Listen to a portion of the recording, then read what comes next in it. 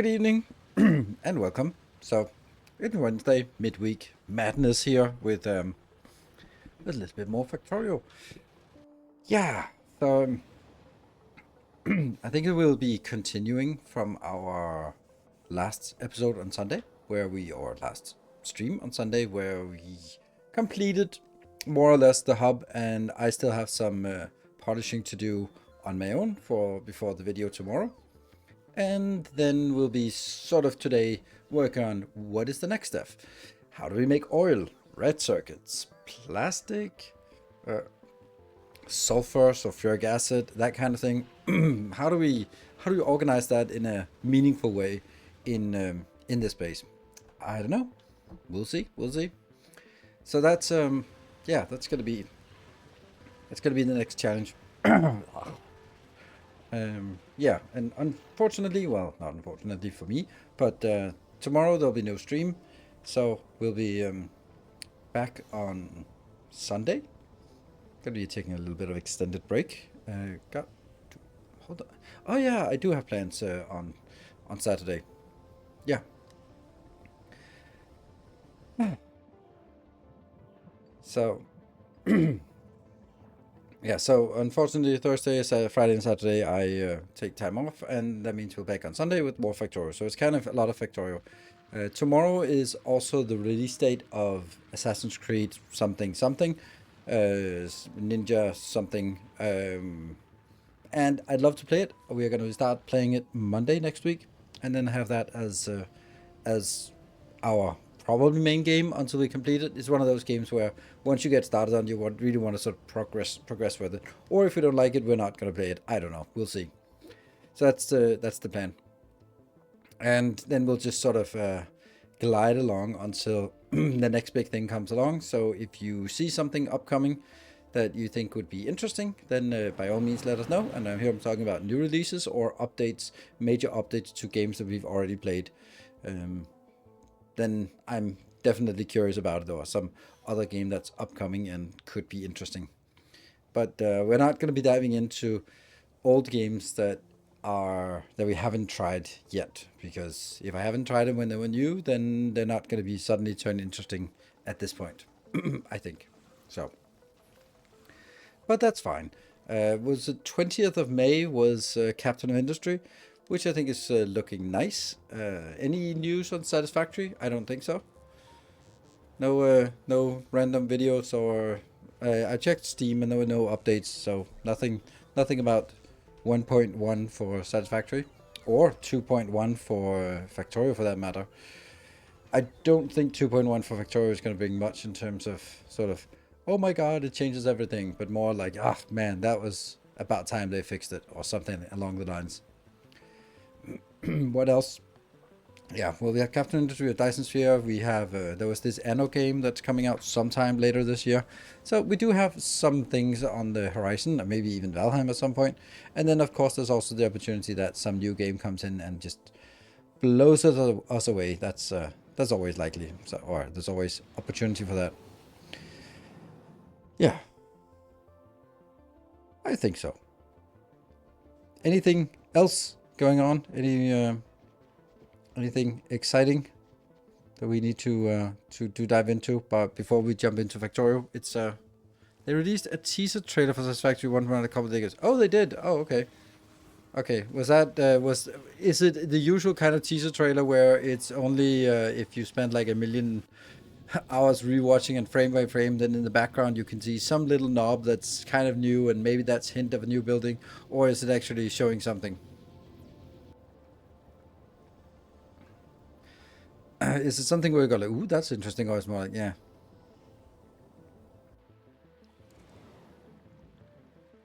it's more than the short teaser. Ah, okay. All right, okay. I haven't checked that out. But I do. I haven't checked it out because I don't have high expectations.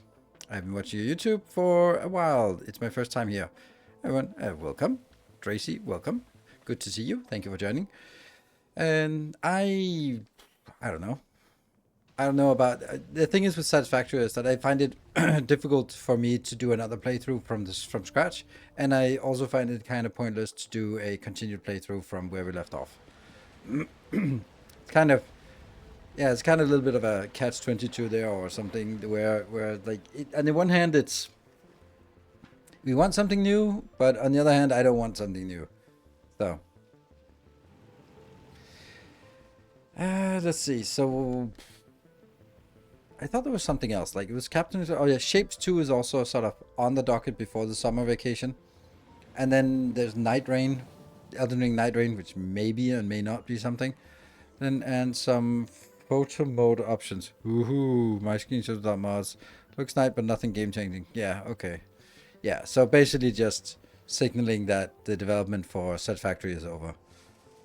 It would be nice, like, if I was running this thing, I would say, and if they want to make a DLC, which I hope they will, because it would make sense, and Set Factory is a commercial success, and now they have the engine and they have everything, and there's definitely enough room to build stuff, and it performs well enough that it's only like a few people who will actually see significant performance issues.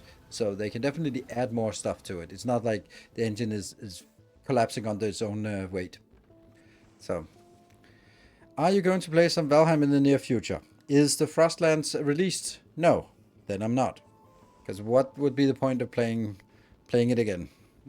When there's nothing new. So. Absolutely love Shapes 1, only just got into Shapes 2, and I'm not disappointed. It looks so good. It is, Shapes 2 is amazing. I think that when you play Shapes 2 and then you look at Shapes 1 and you go like, oh yeah, this was a tech demo to get the funding for the game that they actually, or Tobias actually wanted to play, which I think is amazing, because Shapes 2 is a really beautiful game, and it's so true to its predecessor. So I think that's I think it's super amazing. It's really well done. I doubt, or not, I doubt. I'm a little bit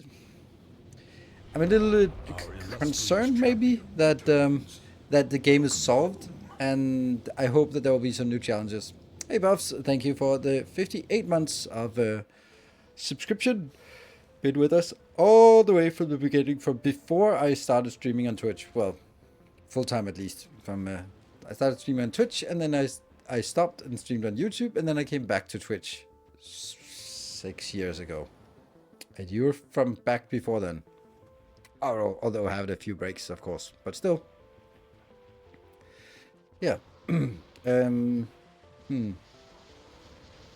Yeah, so there are a million games that have the same format, that whenever there's a new update, then I'm going to check it out. But when there's not a new update, then I'm not going to sort of go in and replay it, because there's nothing new about it.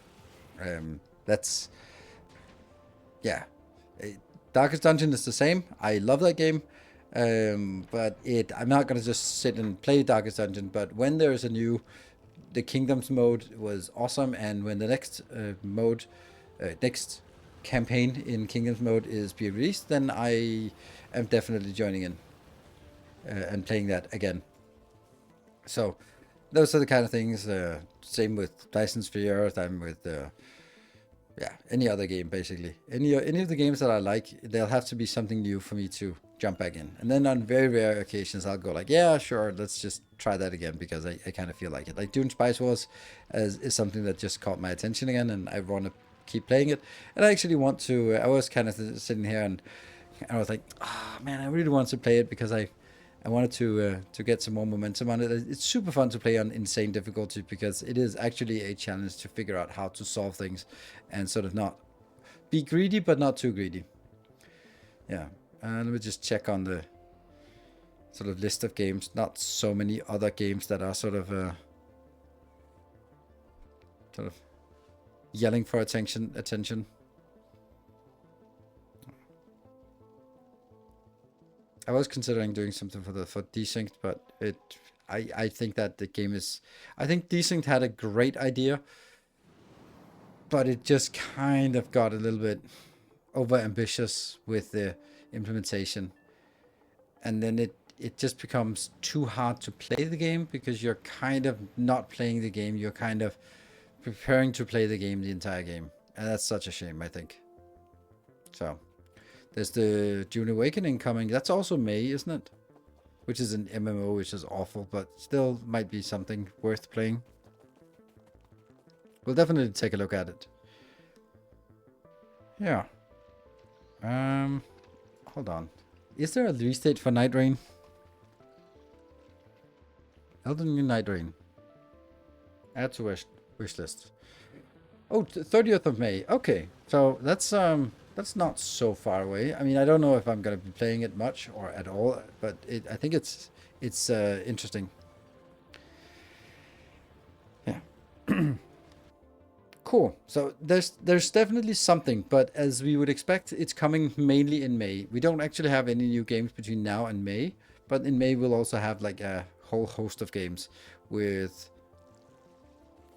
Captain Industry and Night Rain, and I'm pretty sure there was one more game that was also coming out on the same day, 20th of May. Can't remember what it was, but whatever. That was also something else.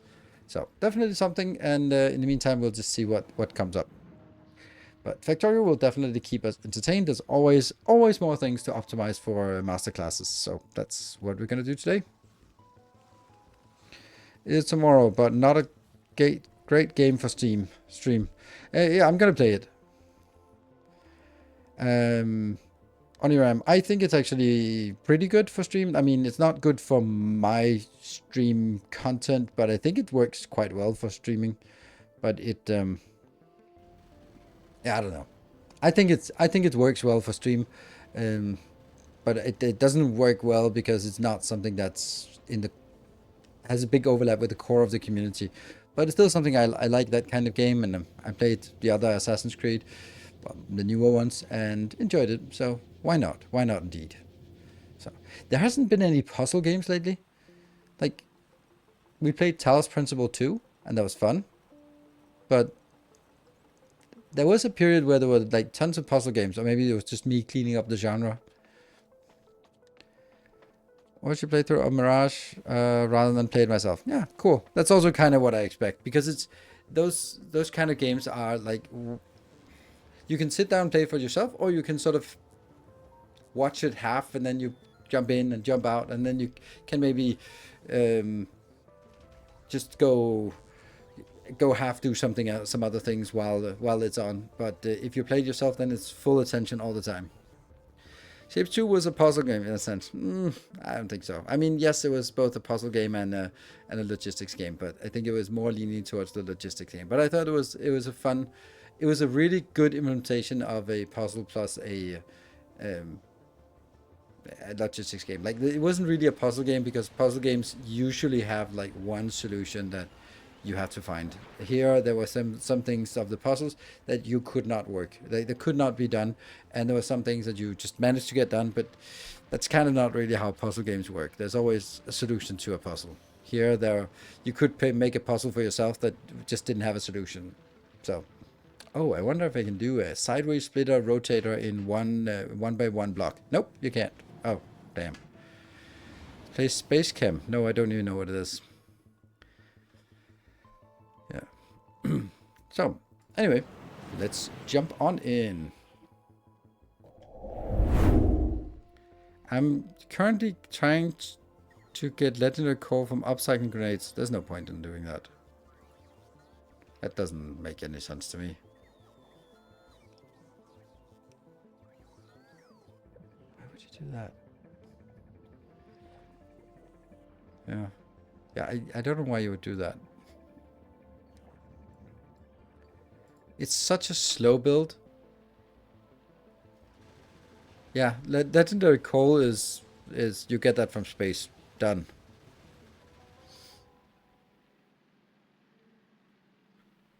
I have like 5 ships for coal. Need more. Yeah, but I mean, it's probably fine to do it, but you're not winning very much by it because it doesn't have any productivity. So unless you have some step that involves productivity, you're not really winning much from it. And then you have to like build the logistics to feed iron in and the coal, and then a very slow build. That means like you have to have a massive build just for that, instead of just spinning the coal and just deleting all of it. So yeah, I that would not be a masterclass of using that for sure. But I do think that I need to have some kind of I think there is a rule around upcycling. And yeah, so basically, if you have a product and you want to get it to legendary form, whatever product it is, then what is the trick to do it? Well, let's say, I don't know what's a good solution. Yeah, superconductor. Okay, superconductor. Let's see, is that an option? Well, it's an intermediate, so that means we can use productivity. That means we can actually get a step here. We can take this in and we can just upcycle it and use productivity on this. And if there's a potential to make productivity and it is built in electromagnetic plant or a foundry, then you get bonus productivity as well. And because of that, it is a good idea to do extra steps in order to make that product.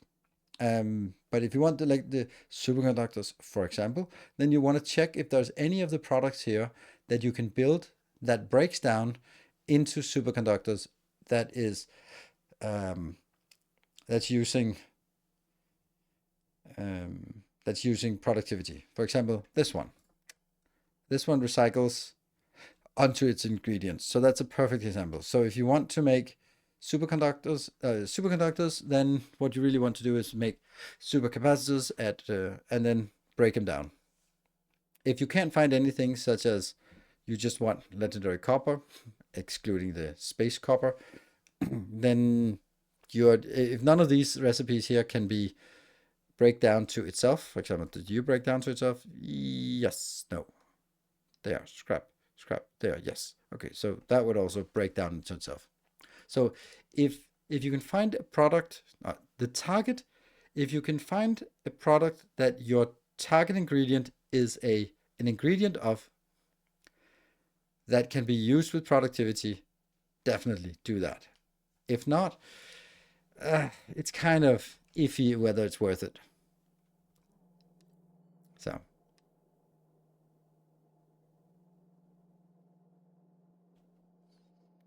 For what do you even need that much coal? LDS is almost self-contained, and the only other thing it is carbon, which you can grab. Well, the thing that needs a lot of coal is your legendary military science. That's the one. But then you're already making the explosives. Yeah, military science, exactly. So military science is the killer when it comes to legendary coal, which also kind of defeats the point of just making grenades to make that coal. But no, you can use grenades and upcycle grenades so that you have the legendary grenades to be able to make the legendary science. That could work, I suppose, if you are going that route. Anyway, quality upcycling is definitely something that we have to deal with at some point. Right. We're not going to be just diving here. We're going to be just diving straight into design work. What do we need?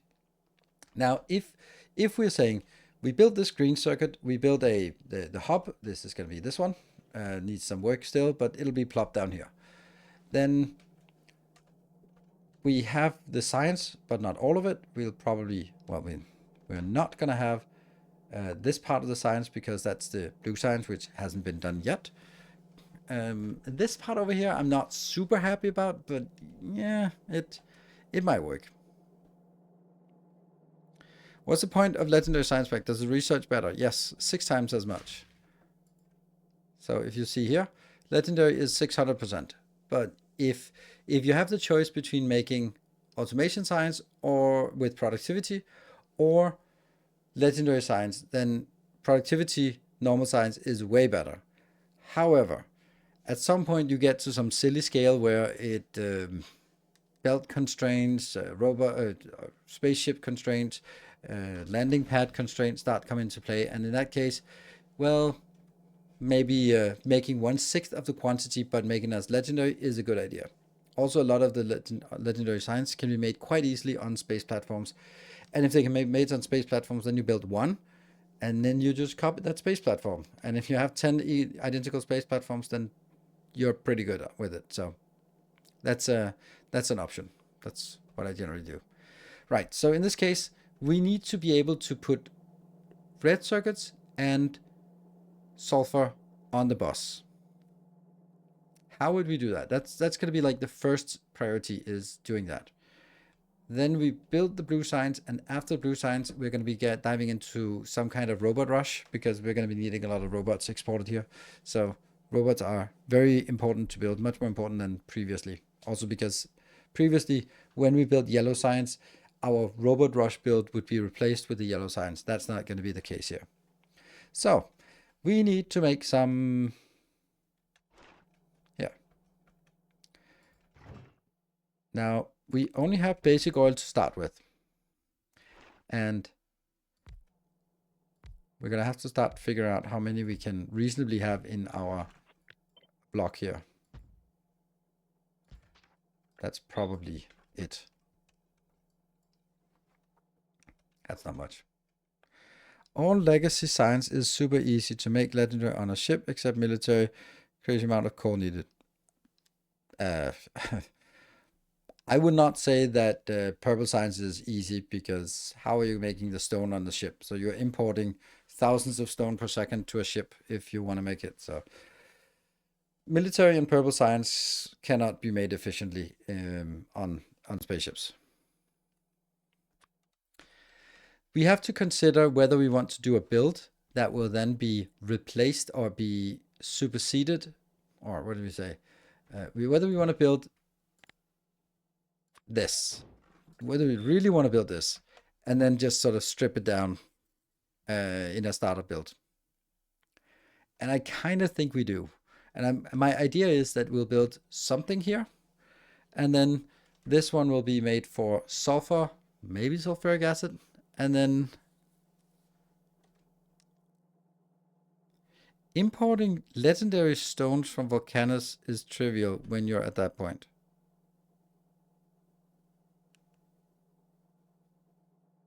No. No. No. Not even close to that. Is so far. That is just I have to just no.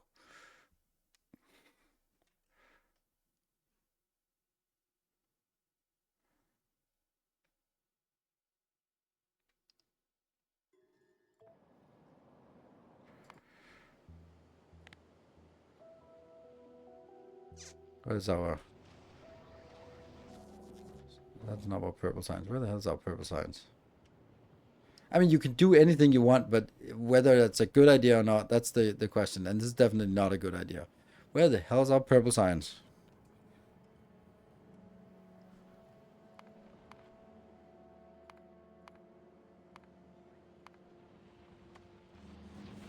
Yeah.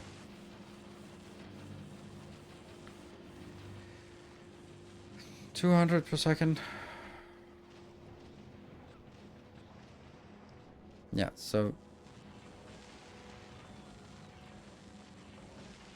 where do we... I have a little box of that says how much I need. Where are you? Here? No. Damn. I thought I had that somewhere, the little box that summarized everything. Damn.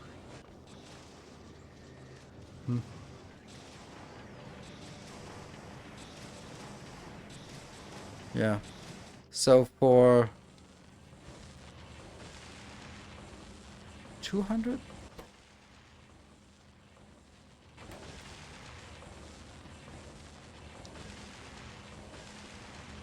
So to make 40 per second, I need 200 rails. 200 rails is 200 here. Plus, I also need the equivalent here.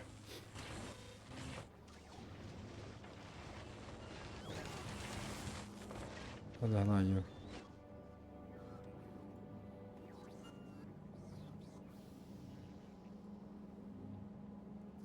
$68 of that. 68. How much is that?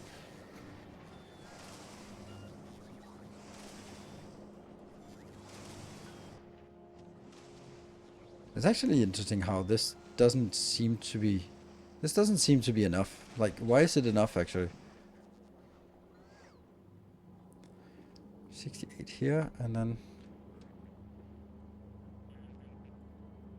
Let's see. Oh, right. It's 1 to 2. Okay, so I need 100 stone here and about about 100 here. So for 40 legendary requires 200 stone per second. Like, I can't get 200 stone per second to orbit. I just can't.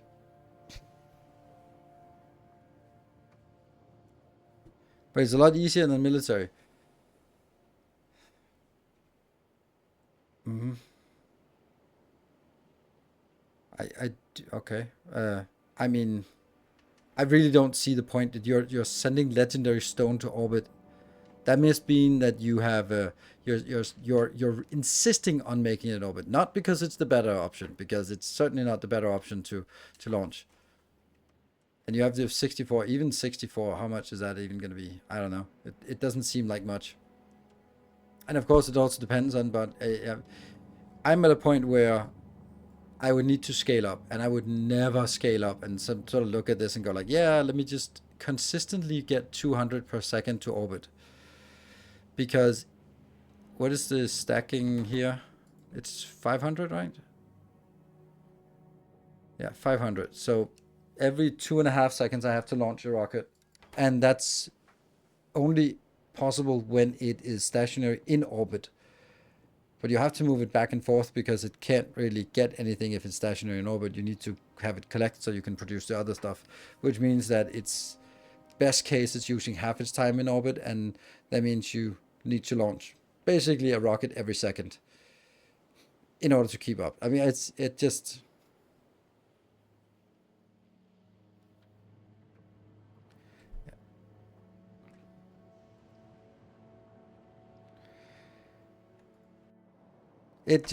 to me it doesn't make any sense. And less so about can it be done, and more so about should it be done. And I would say you can do anything you want, but it definitely shouldn't be done. I would definitely not recommend anyone do that, because it seems like a very masochistic approach. Right.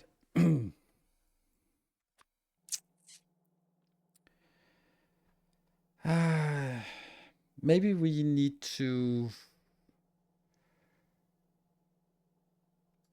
It's so difficult for this one to come back and just kind of gauge.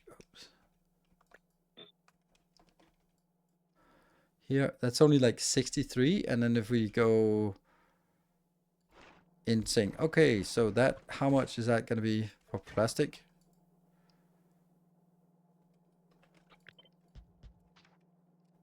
There we go. So that means we can now get a total of 6 plastic out per second. That's not much.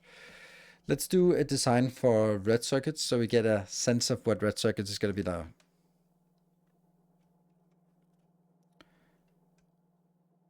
Do you know if Lazy Bastard has changed? I mean, isn't it just clicking the here and just looking at Lazy Bastard and then just seeing if it's changed? That would be my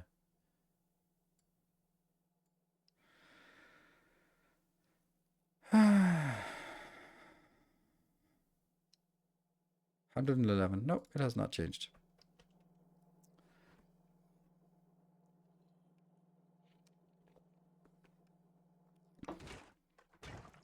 Because of course it doesn't, because there's nothing you really need, I think. With the quantity of materials, you have to get a base to go. One? No, nothing has changed. I know, I don't do it. Okay, I mean, I got only to 109, now I got to 102. Oh, okay, good. I mean, then you, why are you asking? You're telling me that you got it with 102 then, and you could not get it with less than 109 before, then you can tell me that it's changed. There are probably some kind of ingredients that maybe a power pole has changed or something. I don't know. I don't care. I don't really, I'm not an achievement hunter. You can even see that I don't have it. So I don't know.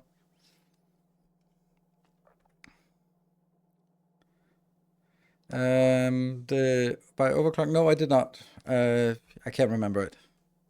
There's a lot of stuff going on. So if someone can link it to me in Discord, then I'd appreciate it. Reply to it and tag me. Then that would be lovely. Right. Let's do something else. Yeah.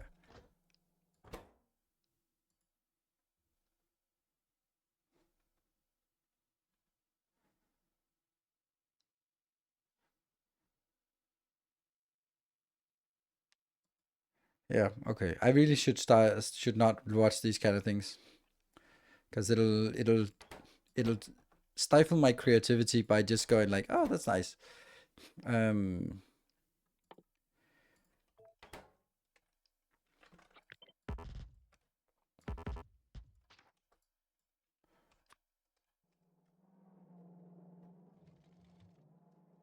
Okay, let's do. Now we do design work. Basically, I need to get a sense of how much plastic I need in the beginning, just to kind of gauge it here. Right. This one, and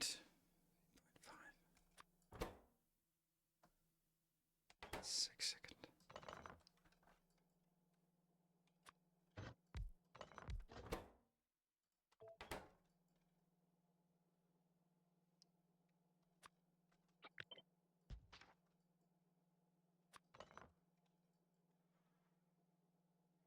Like that. That's the ratio. And then this will be a collective design. So granted this is only 6, then that would still be enough to get a modest 3 red circuits per second to start out with.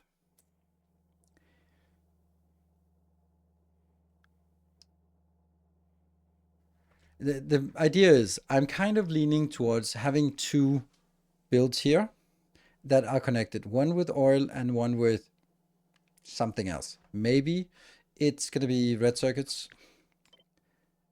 I don't think so, because this is probably not going to be fitting in here. None of these have high quantities, so it's not a big deal.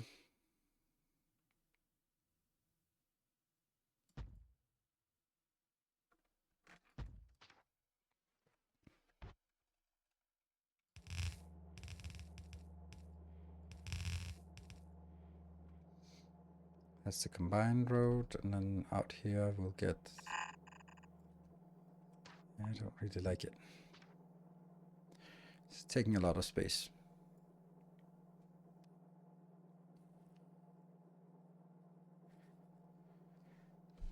I think I have to try to figure out the size of what I need first, and then just kind of get a sense of it. Like, I'm feeling that I need a full block of red circuits, like I need a full block of green circuits.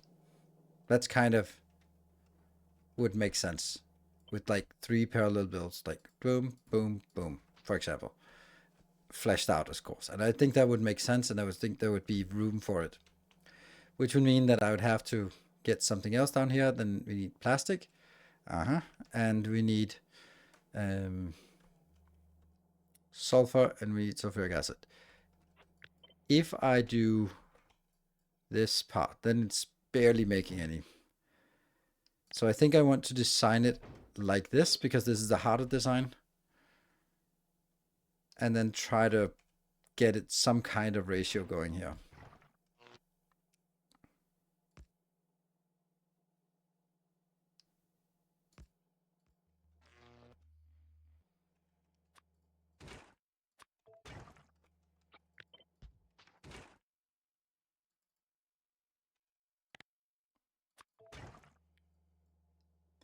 Hello, Moon. Good evening. So we need more of these.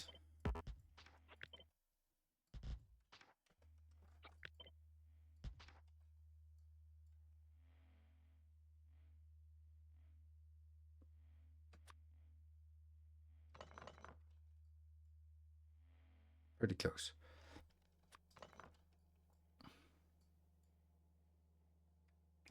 Silly hype train. Total stats for 3,600 legendary signs per minute used. It cost $27,000 legendary stones per minute. A rocket can is 500. So it's 54 launches per minute. It's not that bad, really.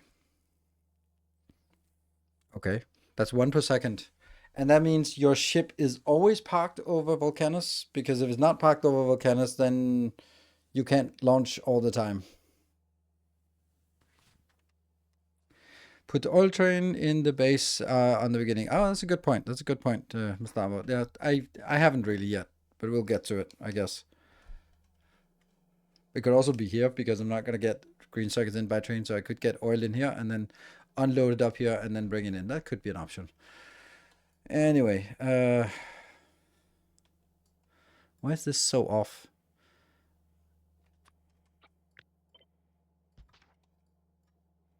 That seems like a pretty good ratio, right? Pretty good. Pretty good. If we make a dedicated block, then this is a pretty good size for the block.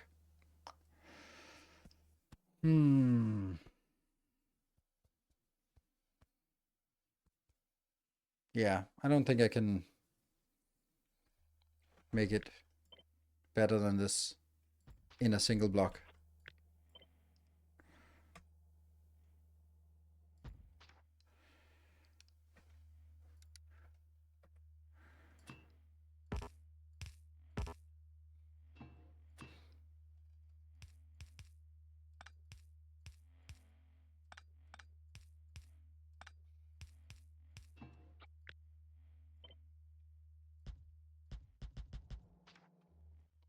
Which is still also a problem, because it's not really fitting very well with getting in and out here.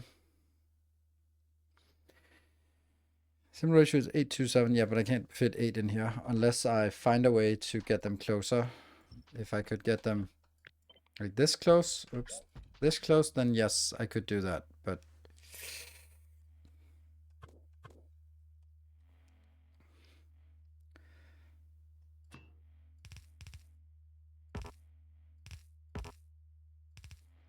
maybe. That's actually potentially a good idea.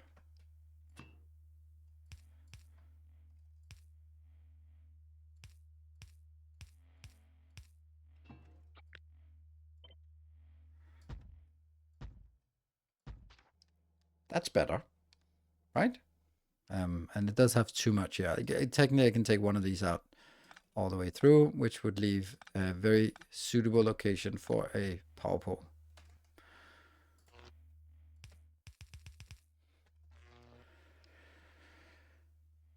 Yep, good. So this one,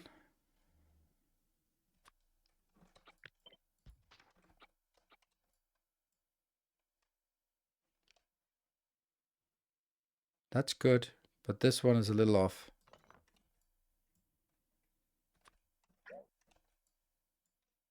There we go. That's as good as we can get it right now. Going to do 20 now. No, because I need to get this out as well. And I need to get it out here somehow.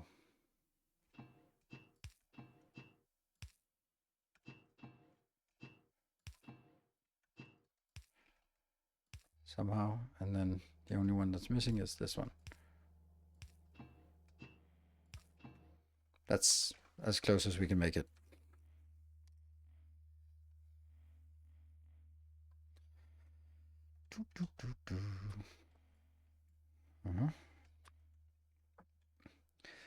And then this has to also somehow be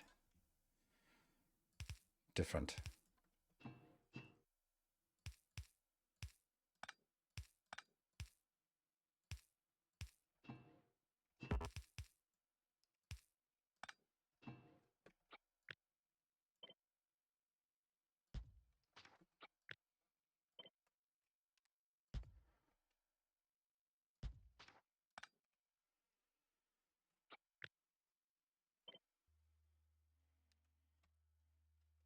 And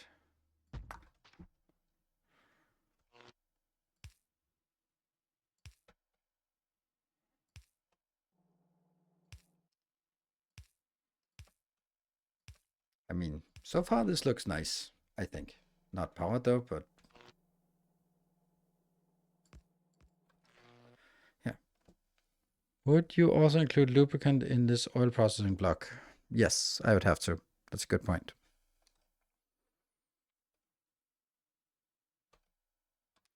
How much days have you been signing? I don't know. None. Nothing really.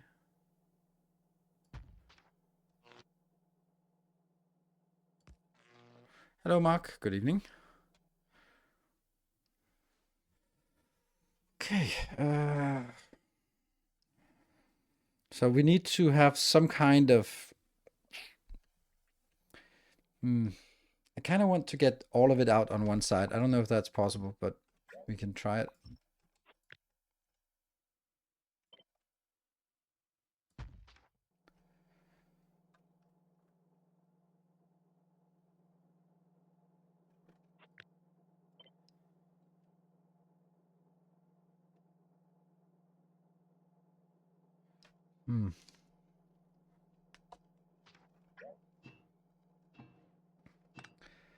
Kind of want you here.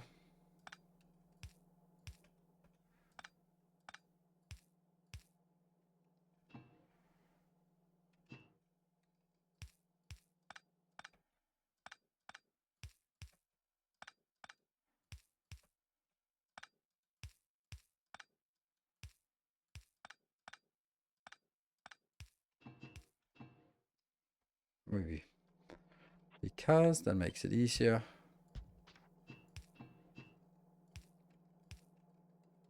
Yeah, much easier.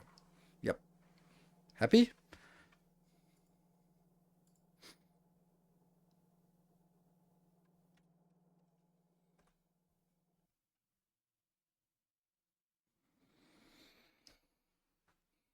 They're not going to be right next to each other. So they go into a... Oh, hold on. We still have other problems, and that is the oil has to come in as well. And the water has to come in somewhere. Yep, that's a problem.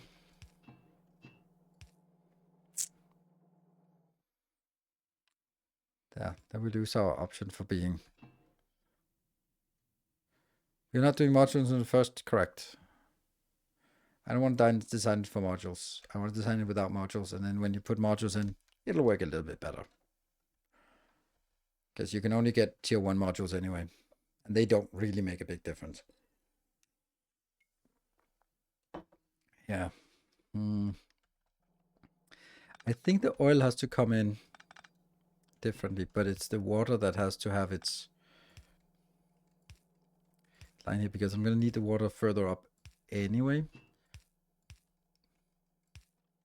And then the oil is problematic. The oil could also be super close.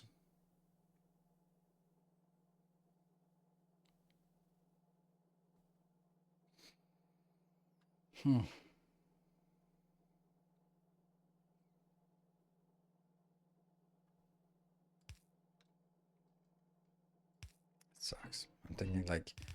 There we go. There you go. Not a problem. See? They can all fit.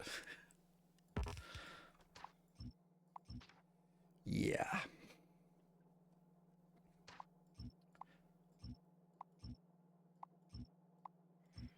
That kind of means that someone has to go all the way out there. It has to be on the edge for either side.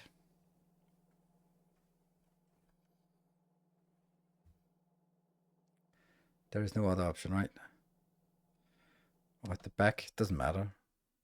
Like if I make it here, it's going to be the same. It's going to be right next to grid. No matter what I do, where I do it, then I'm not going to get more space by doing it like this. Champion returns. Welcome home. So, Ines, thank you for the 60 months, 5 years. Absolutely.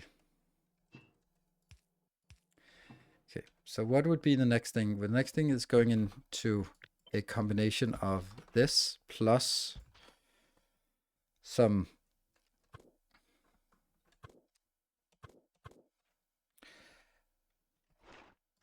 lubricant.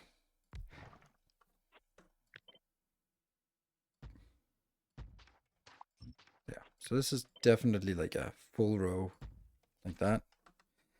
Then this can also be a full row of this, right?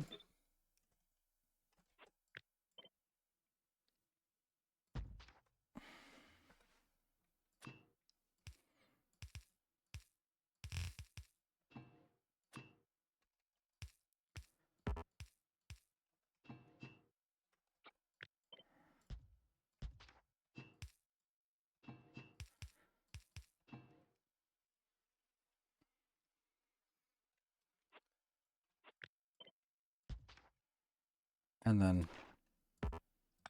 here, which will be controlled based on this output.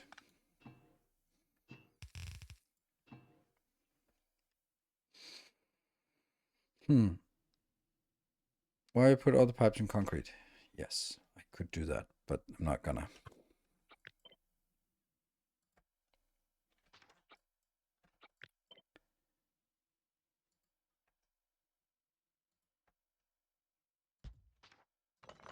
Yeah.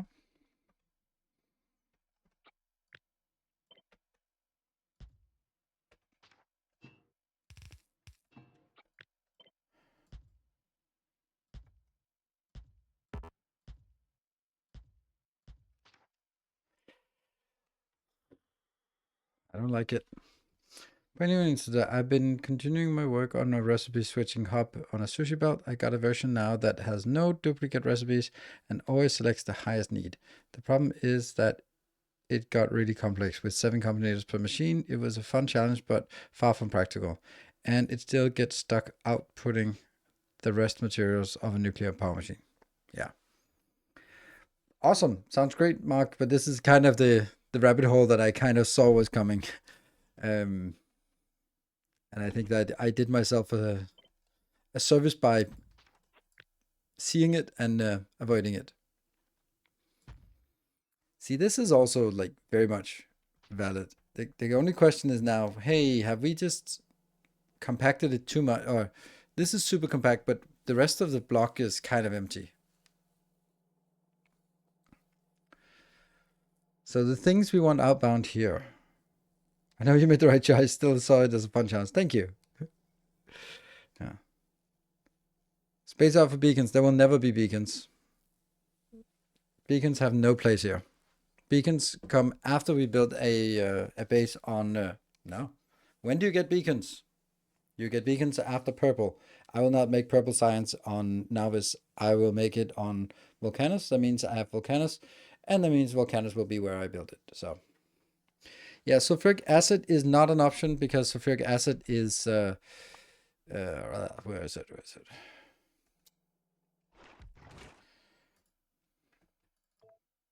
The iron plates. So then I have to get iron plates past this one, which I don't like.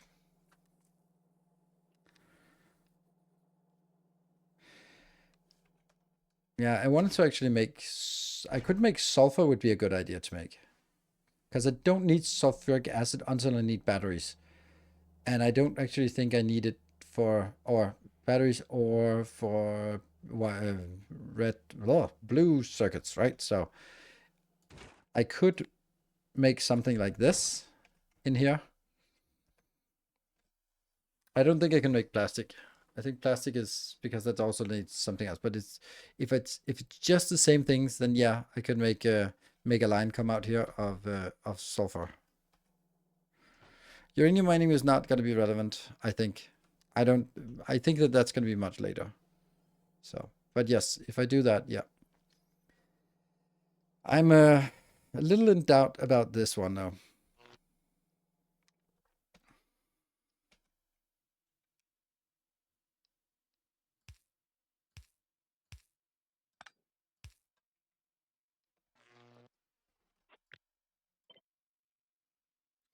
So right now, what the phase we're in is the phase where we're both doing sort of some modular designs. Like this is a module that I kind of like. Then we're sort of figuring out how big the other modules are, and then we're sort of figuring out if we can have it fit here. So yeah, if I double this, then it's going to be too big. So, and then I also don't think it actually fits with the strategy of this part. Then it'll be too big. Right? This part here. Okay, let's exclude you. Exclude you. This part is making 300 oil or petroleum per second. It's not much, but hey, it's something. And that is 1 in 20 becomes 2 plastic. So 300, let's say the 200 goes into plastic. That becomes, just divided by 10, that's 20 plastic. Yeah. And then some sulfur on top. So this one.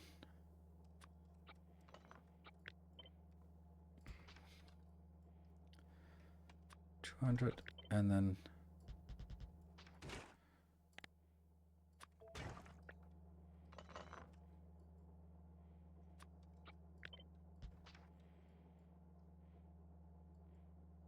let's make 4 per second. How much does this require?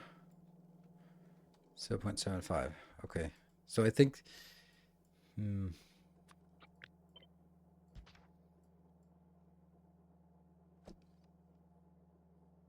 this is 340.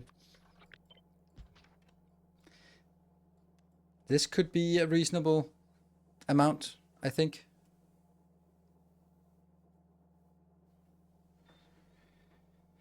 Uh, 11.3 petroleum for sulfur for science at 11.3 petroleum. Okay. Yeah. So nothing. Yeah. It's also needed for explosives. I don't know if we're going to be needing explosives for something. No, we don't need to bring it to space explosive. We might need to bring it to volcanoes to that, but sulfur is pretty abundant on. Actually, sulfur is not abundant. Sulfuric acid is abundant, but not sulfur. Ironically, so weird that you can't make sulfur from all the sulfuric acid. All right, and then eventually we'll also get something like this. Each of these is taking 5 per second. Yeah. So each of these is 2, and this one takes 5. So that one of these is going to be plenty. 50 per second. Yeah, it's going to be fine for blue circuits. So I'm just kind of looking at this and saying, okay, if this is all there is, could this be done in a single one? It's getting close to it though.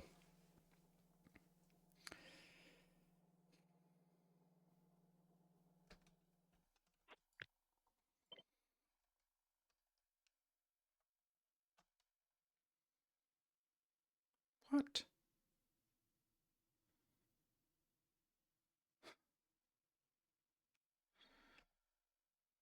There.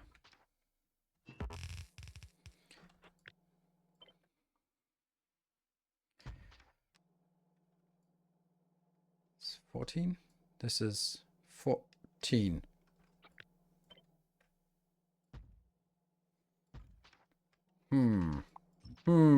I mean, almost, right? And then we need something for lubricant. I think it is actually the same in real world.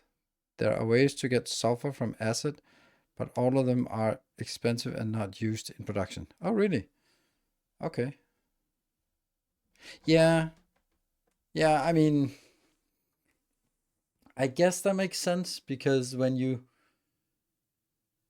amount of sulfur, actual sulfur in sulfuric acid is probably not much. And then I guess if we were literally pumping sulfuric acid out of geysers, maybe the mechanics would be different. But I don't know how we make industrial sulfuric acid. So probably only need 1 chemical plant for lube. No. Well, actually that's true. We don't need this many because we don't need to cater for the blue belts. So we just need a little bit. This one is enough to feed a lot of machines with electric engines.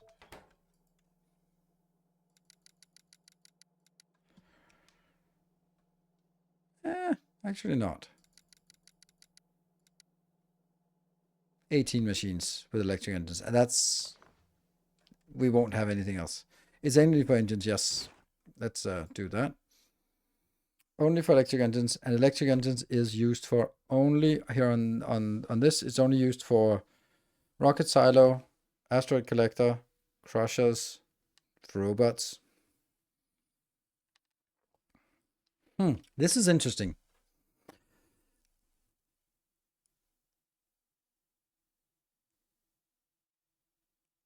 Because since it's used for for flying robot frames, then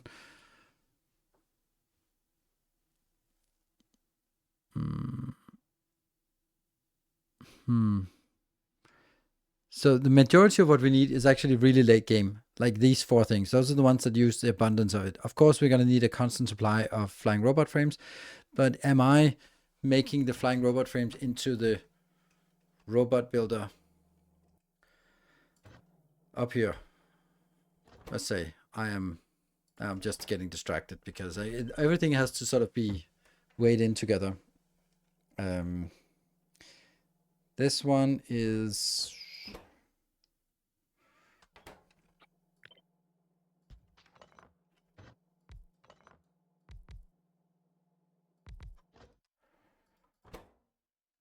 no, it's the other way around.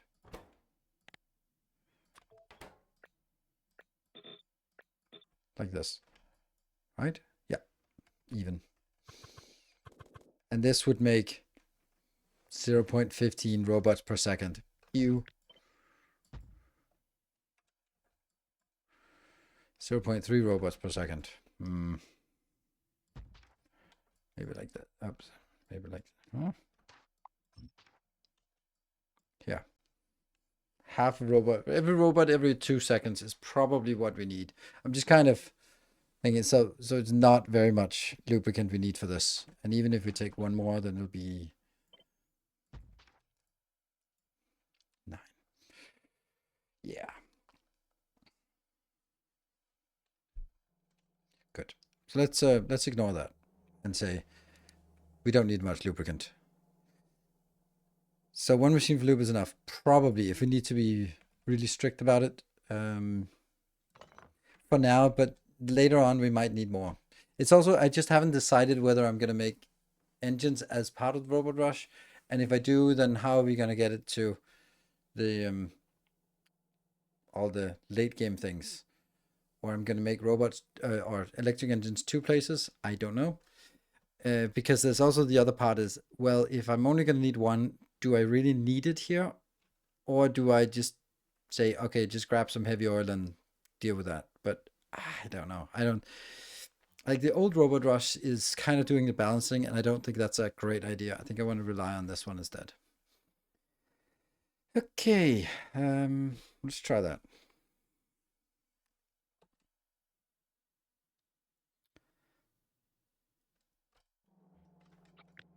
Good. So the first thing is, yes, there's room for it. Second, is there though? Okay, now we're not allowed to delete anything because we need all of this. But then you have the same problem with heavy oil. At least lube, you use it for blue belts? Nope, I don't. I know that's probably what counts, yes. Call me crazy, but I got engines and electric engines on the bus, so it's not connected to science. But are you then linking the engines into the hub as well? You kind of maybe have to. I think that if you make it like this is done here, where there's just a single machine somewhere that makes engines for the few things that need engines, and then be like, whatever, then that's fine. Yeah. Okay, so that's a fundamental difference, but I don't like it. I don't like that. That's not how I. You need so few engines aside from it, so yeah, it's a choice. So what I think I want to do is I want to consider if this is feasible, and obviously I'm now overusing this, but I could also leech these 2 items out. Just brainstorming here.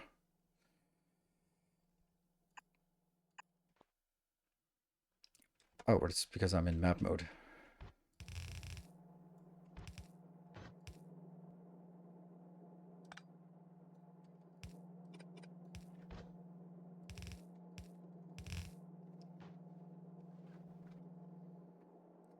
Close down. Flip. Flip.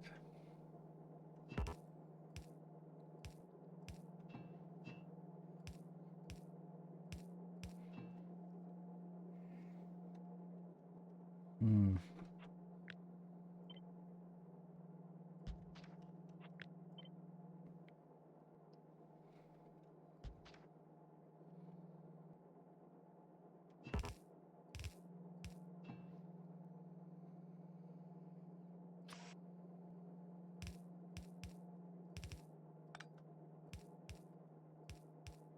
Oh, 14. 14, so it's 7 on each.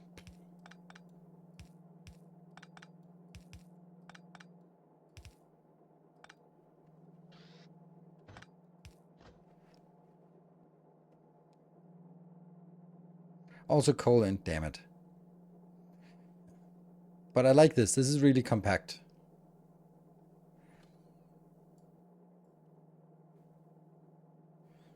And it's also way overusing this. So how does it balance out? I don't know. It just kind of does, doesn't it?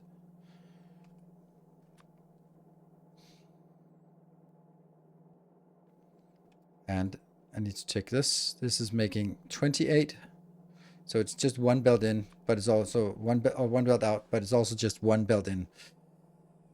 So I guess this it's not going to be like a major issue, because we can just make it like this, and then it'll just be easier. So I'm going to get stuff like, let's say,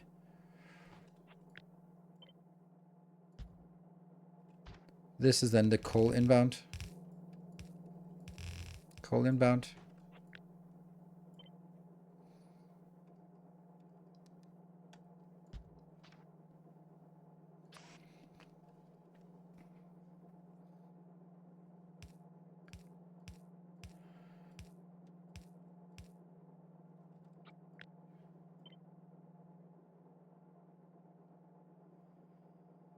It's technically working, but it's really the pattern that I don't like.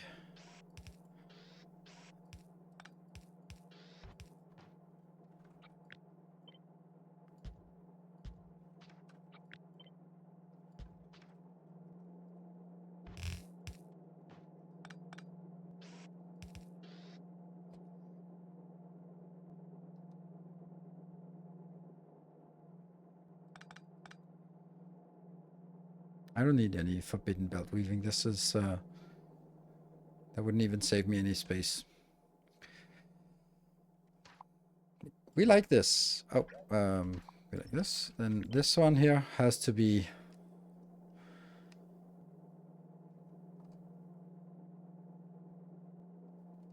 somewhere.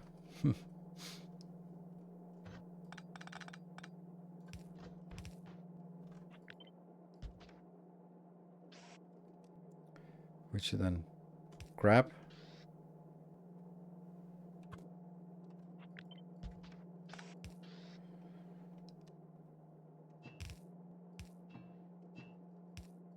Whatever, something like this.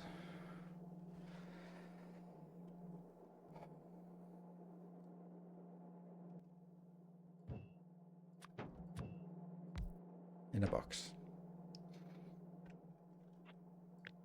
So now this is the only thing we don't have room for yet. If we take this thing and just kind of mush it over. Okay, we can probably mush it better, can't we?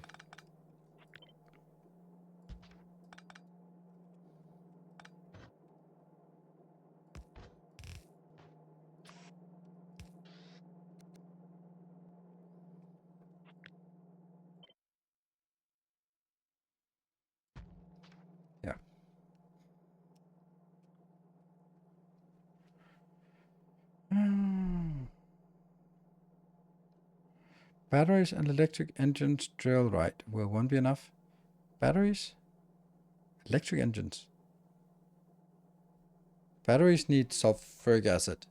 And this one is not. It's producing 50. Let's go to the point about the batteries. Again, batteries are not really used for that much. Like, we're still thinking starter base here. So it's used for batteries and blue circuits. Blue circuits needs a vanishingly small amount, but still. This one needs quite a bit, but this is only used for flying robot frames. 2 for each flying robot frame. So that means I need 40 sulfuric acid for one robot. Yeah, so it's not actually enough. But 2 of them is too much. Problem. Also need iron. Yeah, but that's like luckily the simplest thing to get.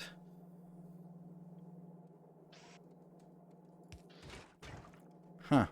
It's actually interesting that maybe I could do a symmetrical and then put it up here as well. It's so weird to even consider that, but I am kind of.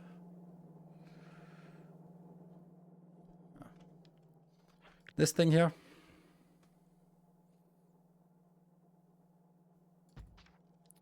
How would that pan out? I think that I would say heavy oil has to go on the backside. Yeah. No, that's kind of wasteful because it doesn't save us. No, it does save a little bit. It can save us the fact that we can now get the oil on this side here. And then we get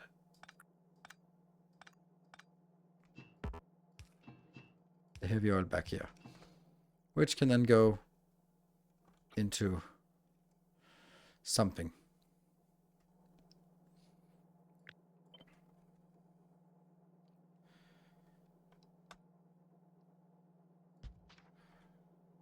Means this one can just go sort of off.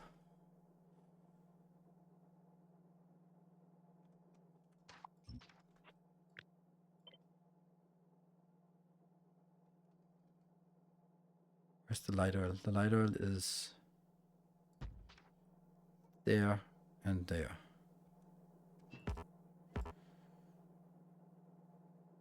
Oops.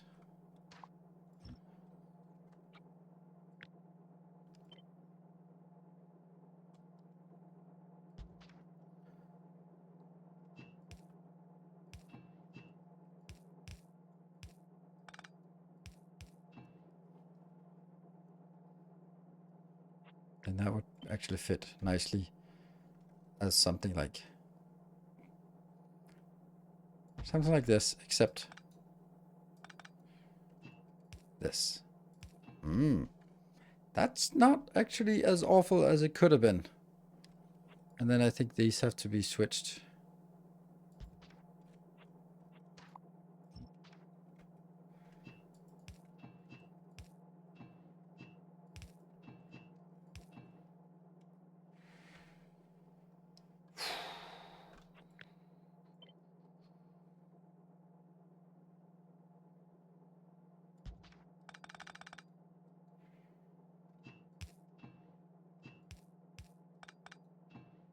See, now this one can be moved quite a bit back because it just has to align back here. Like that.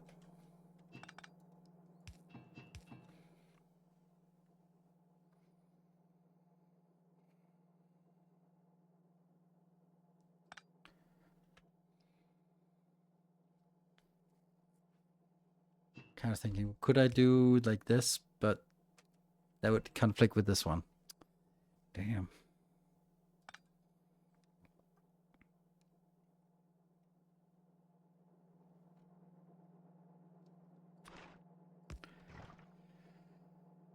Okay, and then that would be something like this, which would then fit perfectly with this outbound.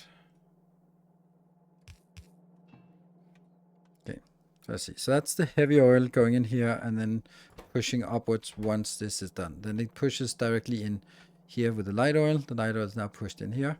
Then the only question I have is like, how would I get any light oil out onto rocket fuel? I can't really get any rocket fuel or any light oil out to rocket fuel because it's kind of, yeah, dead.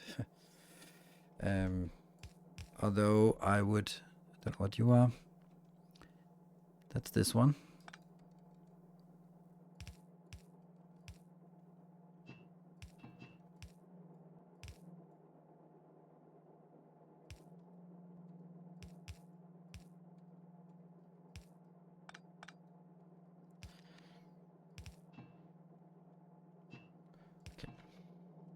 Let's try to get something working, and then we can start seeing if there are other spots that we can improve. We definitely improve the sulfuric acid right now, but that's not what we want to do. This was the water coming out, so water has to go in to that line, which it can't because now I'm blocking it off.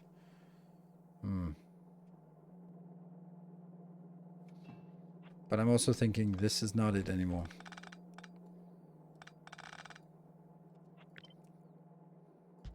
I'm kind of leaning towards maybe getting a little bit more of this. And then getting...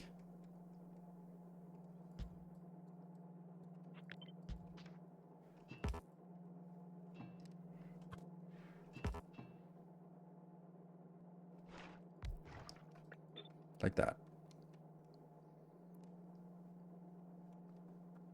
That could work.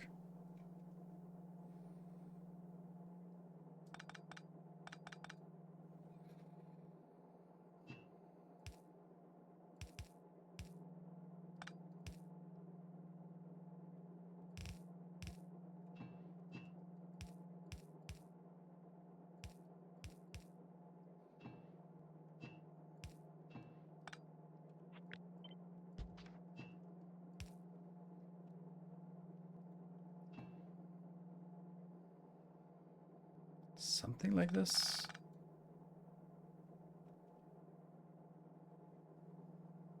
Then we still have the coal coming in, but it's...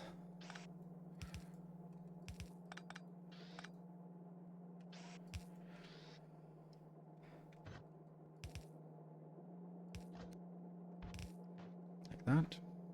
And then you still need some... there. I'm just kind of... let's just get it in and see if there's something... an opportunity that presents itself to make it nicer. So we get coal coming in, and we get iron coming in, and then we get sulfur going out, and we get plastic going out. Not balanced, but kind of. Is there enough space for power poles? No, but we can squeeze maybe. There should be room for squeezing a little bit here. We also don't have a space for outbound yet, but we can probably hack that. I'm kind of thinking something like...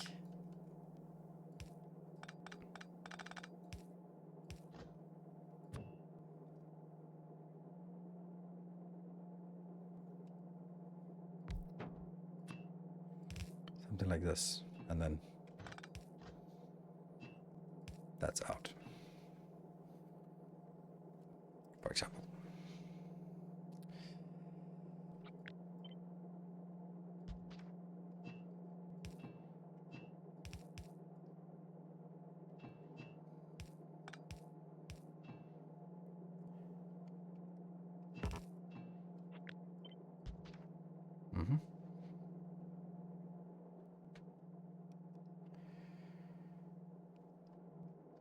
It needs to grab sulfur. It does indeed. Yes, it does need to grab sulfur.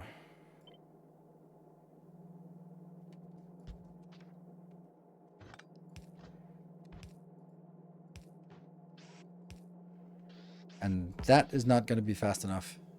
No, it doesn't. Yeah.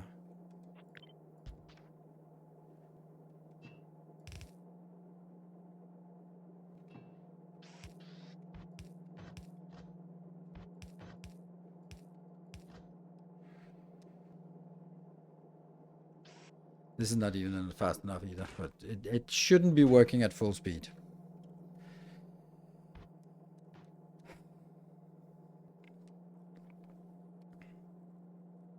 Move the software one to the right and direct insert. One to the right.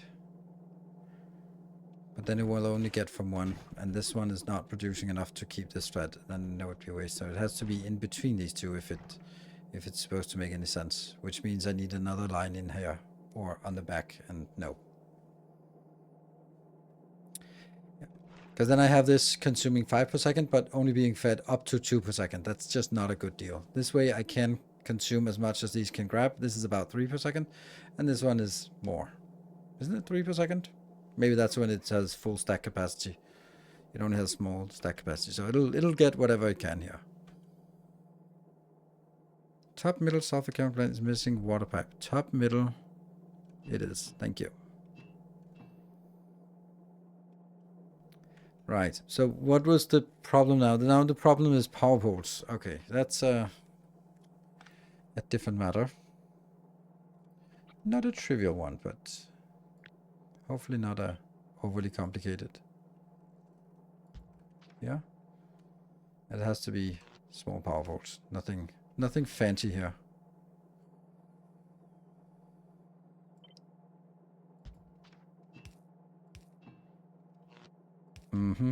Now we have a problem here.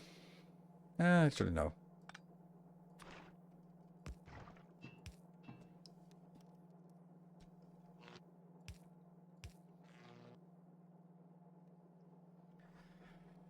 Now it's this part here that I need to save.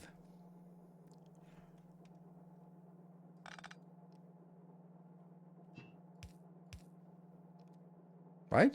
That should be the same.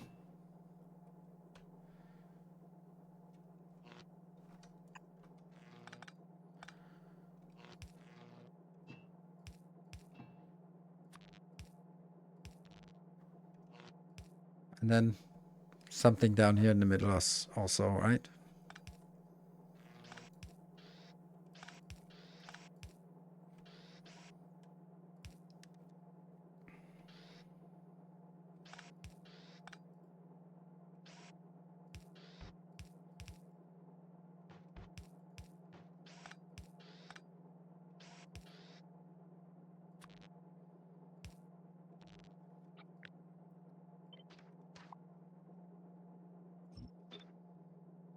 Yeah. Yeah, and some of it.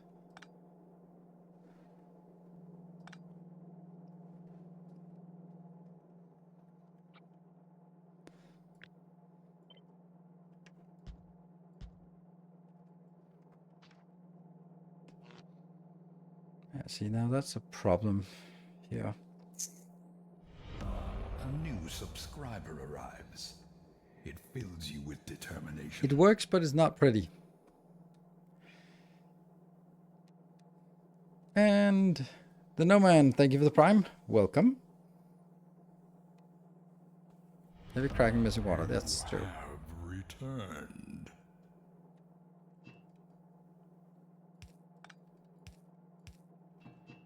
Yeah, remember to check the hype train. Is the hype train on off cooldown?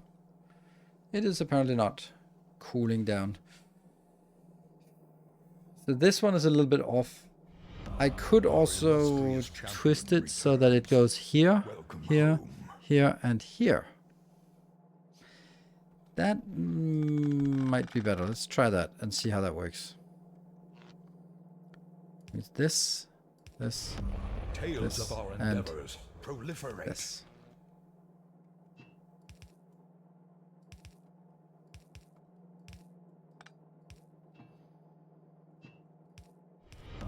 Welcome back. Your steadfast loyalty is greatly appreciated. Ooh, we forgot our hype train. I mean, our break. Damn. Well, we'll take a break afterwards, I guess. Cohen, thank you for the 2 months. Welcome back. And Silver Cecil with the 200 bits. Very much appreciated. It's a 404. Thank you for the 22 months. And Swimmer with the 5 gift subs. Completing the level 1 train. Sweet. What? Did the hype train trigger or not? Oh, man, I just need to refresh my overlay here. No? Doesn't say anything about hype train. No? No hype train. I don't see it anywhere. Stream chat, anywhere. It just disappeared. Wow, that's a waste. Die Hard Dave. Die Hard Dave. Thank you for the 5 months of Prime. And Flex. Thank you for 3 months. It just says it's activated. Where does it say that? Yeah, but that's the hype train tracker which gets from the API, but the overlay doesn't seem to work. I mean, that's Twitch being Twitch, isn't it? It says activated, but not anything else. It would surprise me if it works, because there was a forced hype train coming in at the beginning of the stream. And I don't think, and I don't know if it has been an hour. Maybe it has, but don't know.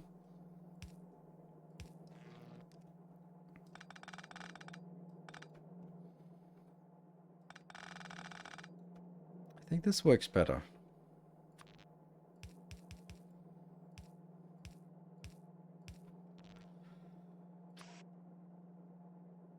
Nope. Obviously the other side.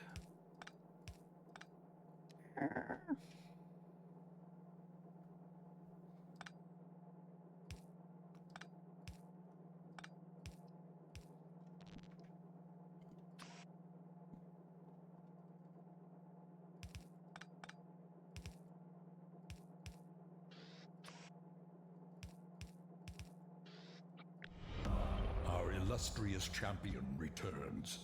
Welcome home. Welcome home. Diffuse, thank you for the 73 months. Very much appreciate it. That's really nice to see those 73 months. It's a long time.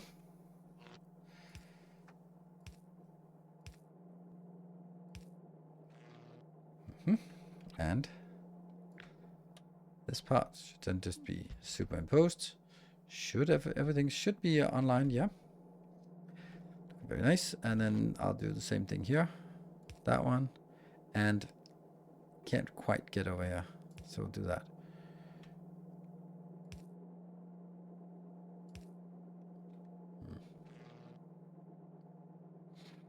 Damn. Ah, this bothers me. Why? Just put it down there.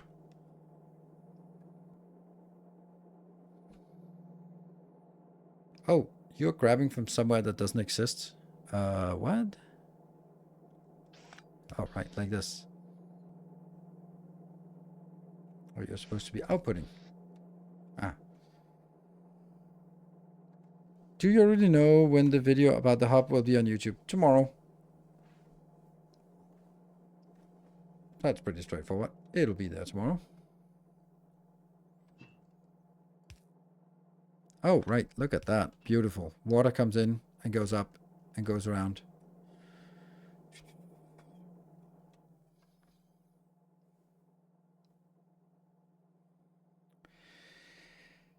What are we missing? We're missing something. This is the light oil. What? No? Yes? Light oil? Damn. Light oil is here. What's the next one? This is petroleum. Oh, petroleum. Petroleum. Oh, yeah, that actually has to be do like this here. Because the petroleum should then be crap. On this belt pipe thing.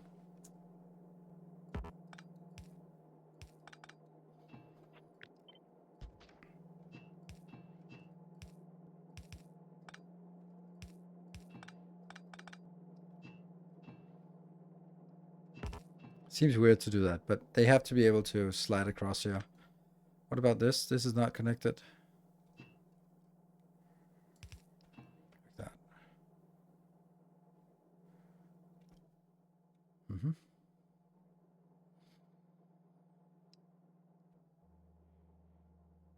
Will the science build be after the hub? Yes.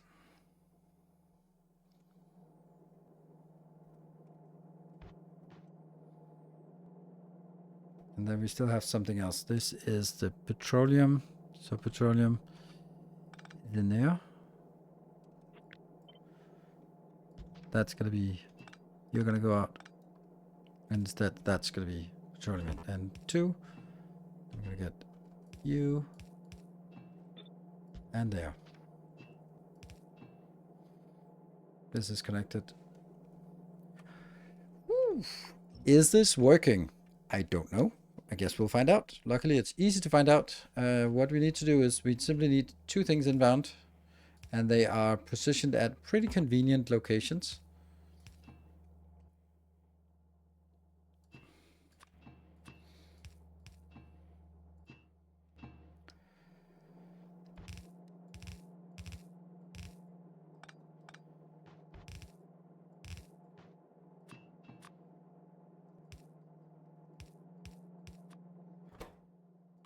We'll get some ironium in here.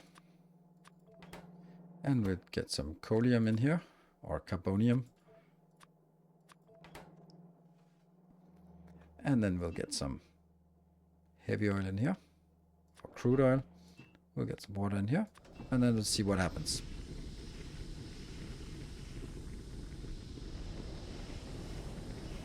Ah, not good, not good. There's a flickering thing here, so I've connected things twice. Oops.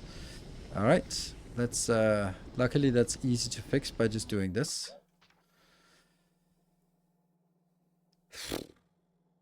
Okay, so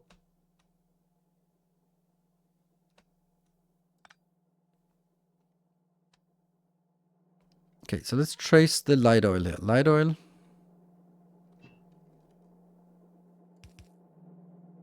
Ah, here.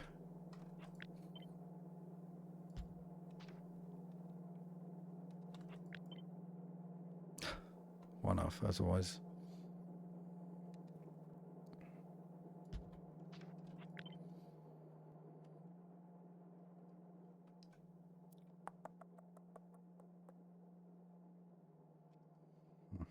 Don't know.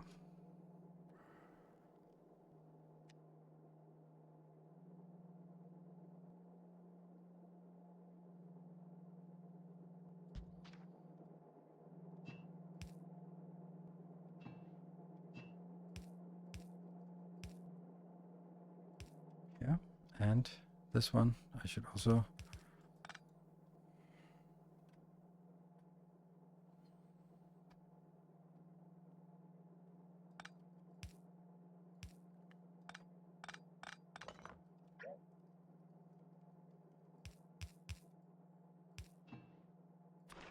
Push. Should I tell Nilaus that I also used roundabouts inside Factory? You can do whatever you want. It doesn't belong in a masterclass.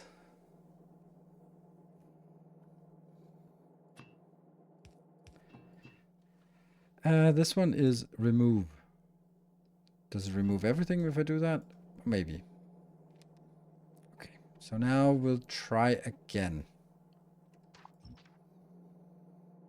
Let's see. This is the heavy light oil coming in, and it's still not connected. Oh, right. I did all this just so that it could connect here. That's not very pretty, actually. This is... I don't like that. Our illustrious champion returns.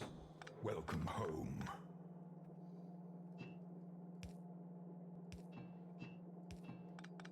Yeah, much rather want this. And that means the light oil just has to be a little bit like that. It's fine. Donkey Benjamin, thank you for the 8 months. Masterclass and randomness. I mean, sometimes I should do some YouTube shorts where it's like, and this one will be designing the optimal roundabout for Factorio. Stamp down a T intersection. There we go.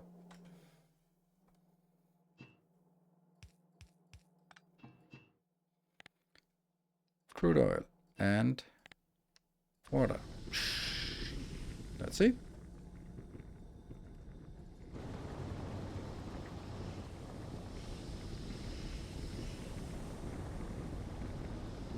Actually, I don't want this one to be deleted, and I don't want this one to be deleted. I actually want it to be glowing. Or maybe I want to sort of say exactly sulfuric acid at 50%.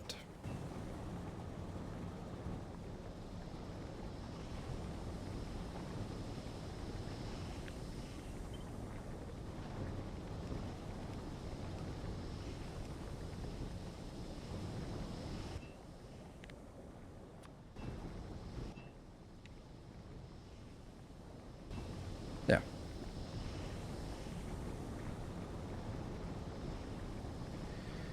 But isn't roundabout just a series of of T intersections in a circle? Yes, it is.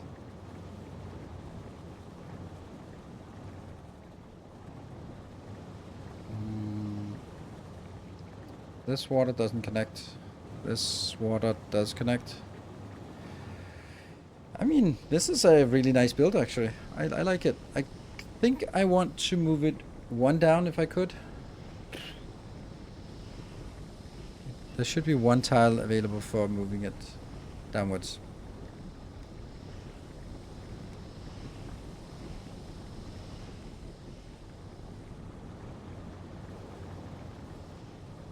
The problem here is that none of the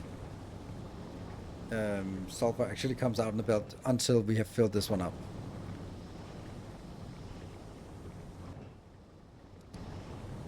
Which is something that happens, right? Yeah.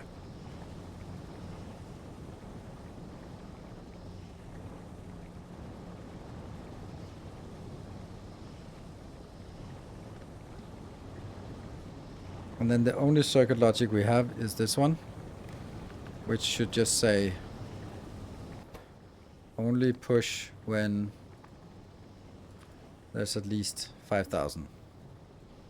Like that. When there's at least 5,000.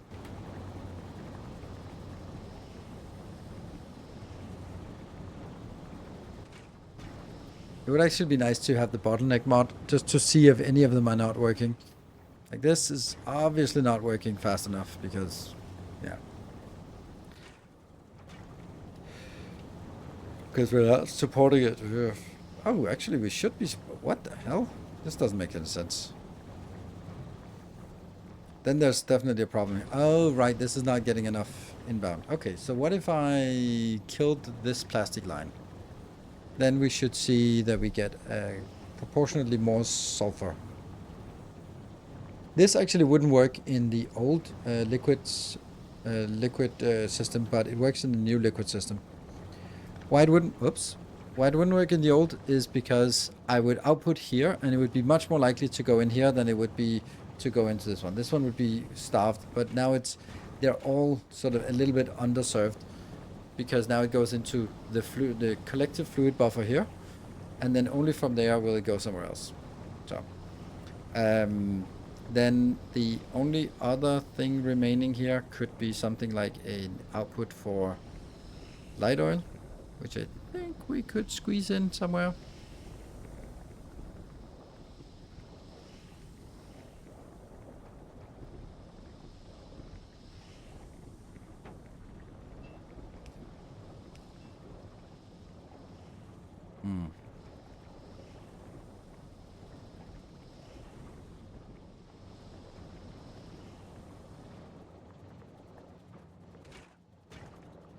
It's not getting enough because this one is not working. Or it is, but they are. Oh, this is a problem. Oh no, look at that. So here now the whole thing is starved because I want this one to work. Oh man, how are we gonna fix that?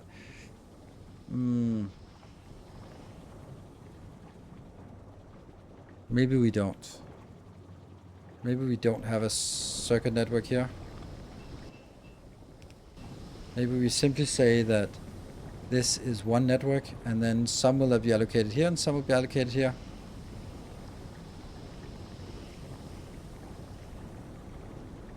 Yeah, level of heavy, I don't sort of have that in as a measure here.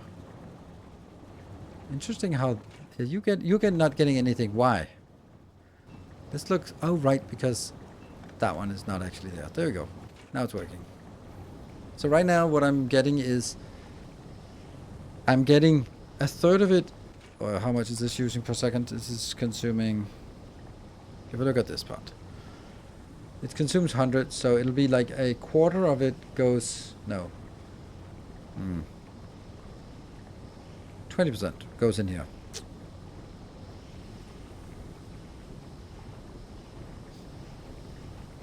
But it could also be a little bit more, couldn't it? I could make 3 of these. I don't know, let's try it.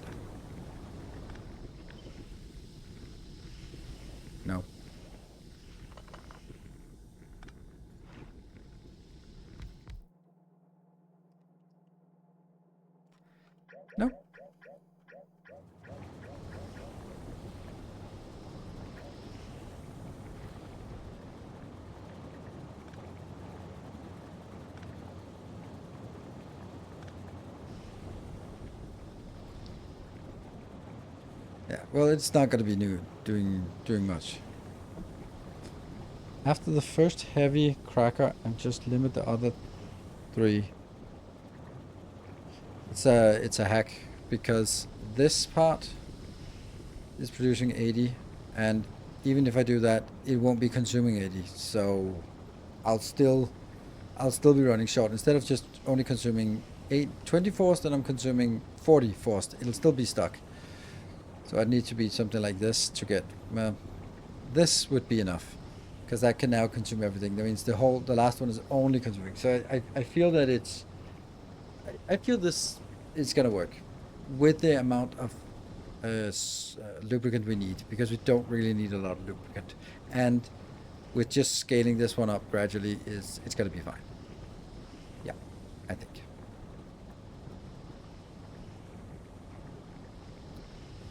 The one thing I want to sort of figure out is whether we can do something with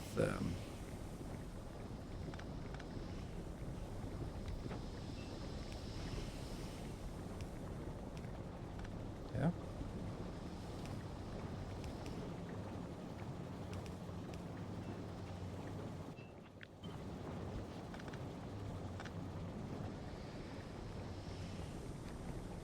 Because we do need to export this.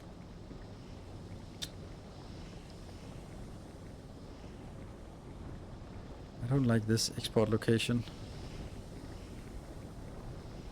I don't like having them next to each other. That just kind of gets into a conflict. After late game, space age and big numbers, 80 heavy oil seems so tiny. It does. Like, all of these numbers are like, oh, really? 6 blue signs per, 6 plastic per second? Ew. Welcome home. Okay, so what do we think about this? Mercure, thank you for the 9 months. Is there something we'd want to change about this? Like, there's one thing that bothers me, and that's the fact that I have to get this one right up against the edge. And I'd love that not to be the case. I also feel that this space here in the middle is a little bit dead. I could, of course, sort of push this one a little bit up. That wouldn't hurt, I think. Completely quiet. 1 up. But what would that do? It would mean that it would be less crowded when sort of dragging things inbound.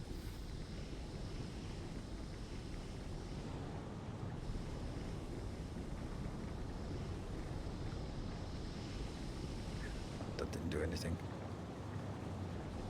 But this one bothers me, and I wish there was a way we could do this.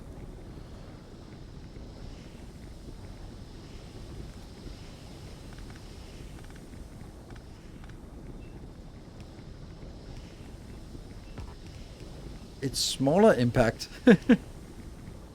It's a smaller impact, but it's not pretty.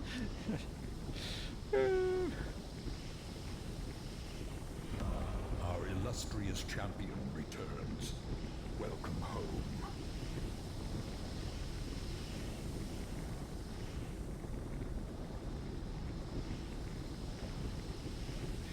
Actually, okay, would it be possible to switch?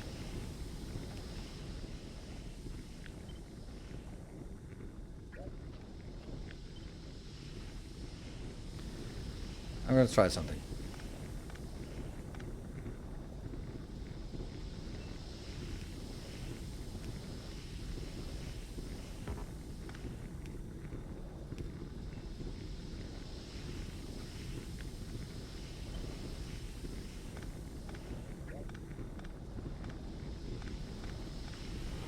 A new subscriber. Come, steel yourself. We are building an army. Sabriga, thank you for 66 months. And it's very nice. And Cecilic, thank you for the Prime and welcome. Yeah.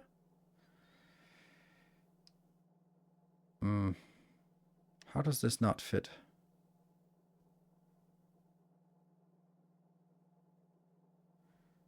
Oh, right. Okay, it doesn't.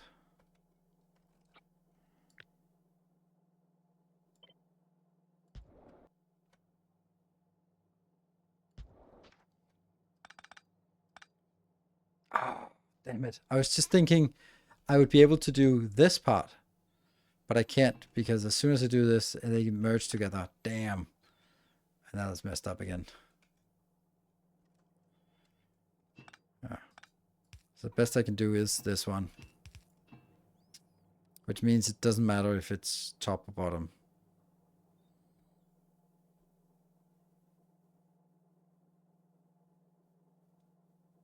Okay.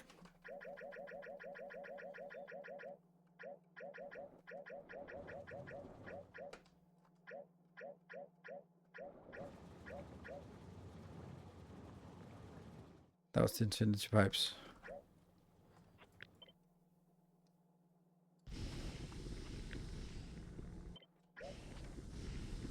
That cleans out all internal buffers.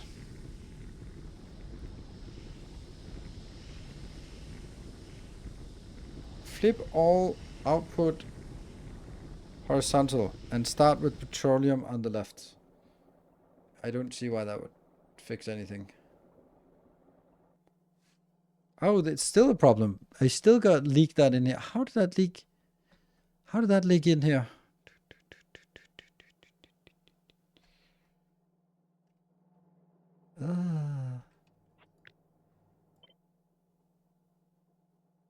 Oh, undo remembers buffers. Interesting.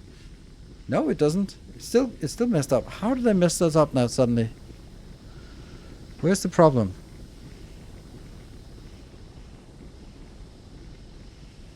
I'm leaking heavy oil into this pipe. How? If from that one.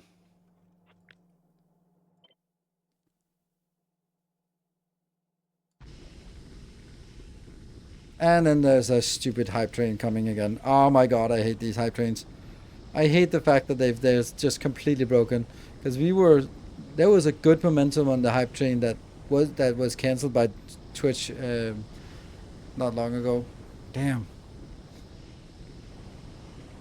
Yeah.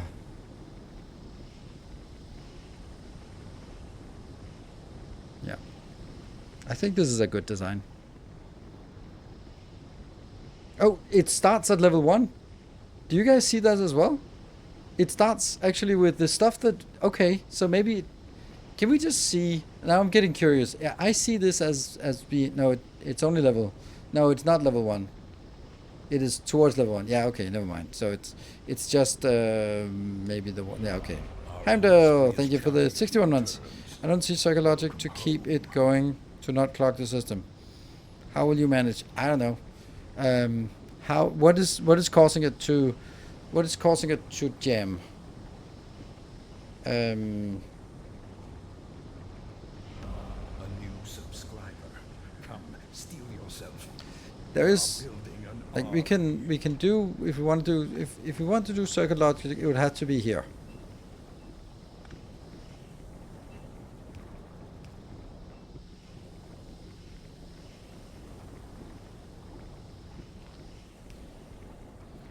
Where I'm just saying these two are only allowed to go when I have some storage.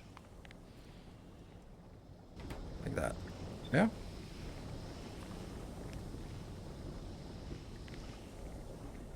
And a neat little... Oops.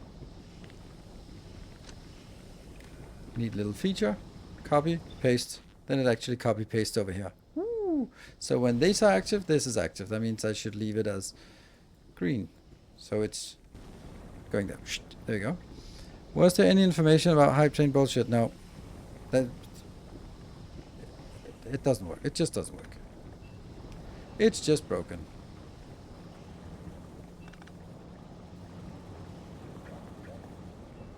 Alright, so if I want to pull out some of that, if I want to pull out some of this, I'm always producing this. So what would be the cases where it jams? First part into lubricant. No, I'm not going to do that. I'm not going to do the circuit logic on heavy oil to make it go into lubricant, because what I'm doing is that it's already I'm calling it self-balancing. It really isn't. But if I say don't push it up here until you go in here, then I'm only consuming 20 per second, and then I'm producing 80 per second, and then it means the 60 per second will just be stuck, and this one's just going to be jammed until I build up my buffer very slowly. While if the whole thing comes pushing in here, then I have a consumption of 100, but I only have a production of 80. That means this is always producing at 80%. And I think that's enough. And if these, if this is full, then these up here are not producing at 80%, they're producing at 100%. And then the whole thing is happy. Krolum, thank you for the 2 months. Welcome back. Yeah, so how many hours do I have in Factorio in total? Yes, 8,000 hours plus, yes. But specifically, 8,552.5 hours.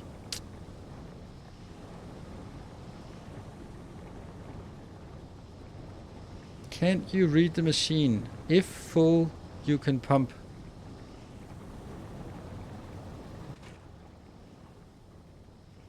I don't know how that makes a difference.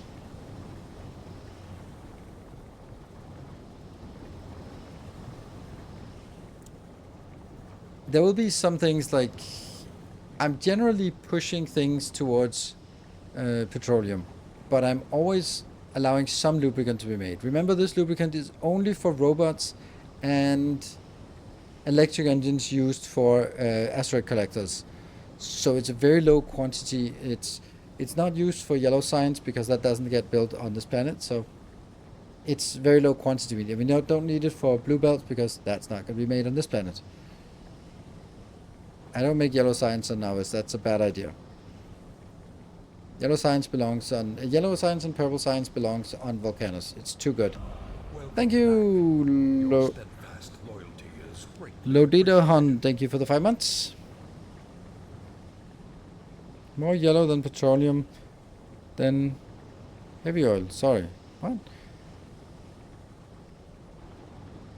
Then open the pump to make more petroleum than the yellow liquid. I don't get it. I don't get it. I don't. You're very welcome to point out something that doesn't work.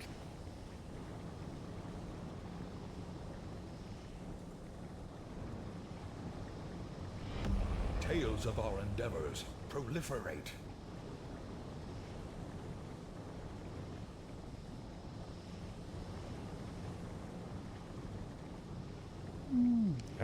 How the hell does this work?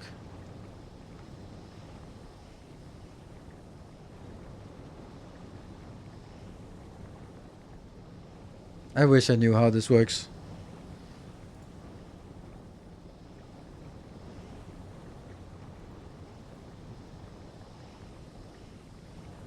Why can I not figure out how to mod my own? There you go.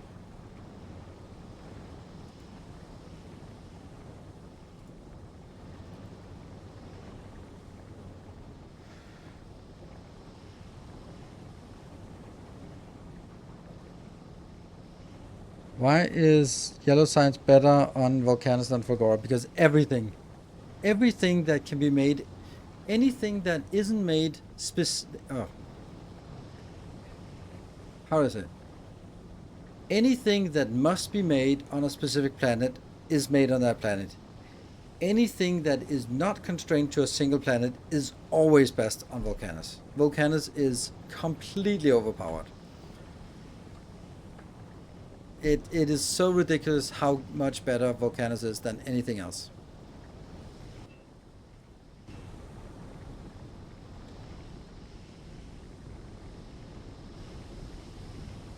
And therefore, like, start building it here? Nope.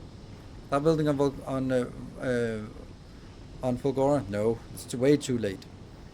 So basically what this design is, that it's building a small base, being able to launch rockets, to build a little spaceship, to get some space science, so we can get logistics, and then make a little spaceship that will then take us over to Volcanus, where we'll build the real base. And that's going to be... So our base here, the one that we're making now, is just going to be sort of setting up for that. It's just going to move forward and then just yeah.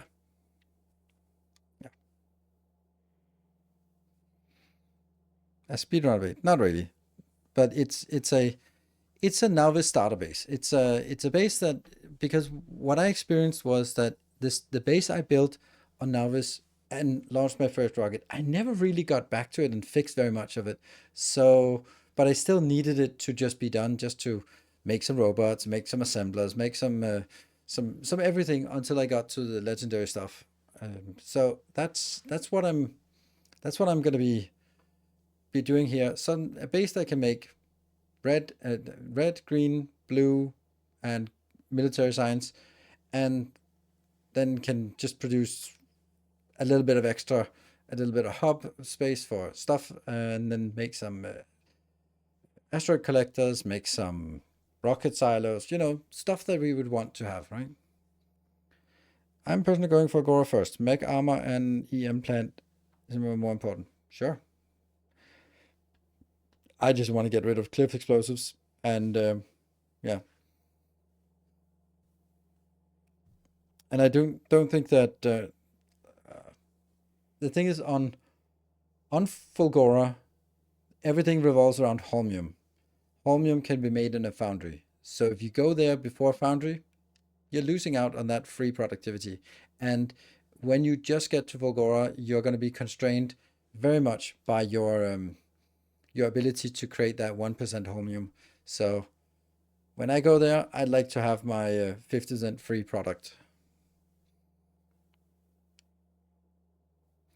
Technically, Level first is best for biolabs to save on research for other planets. Yeah, that's not correct. Because if you go Gleber first because you're a masochist, in order to save science, then what are you saving? You're saving a little bit of resources.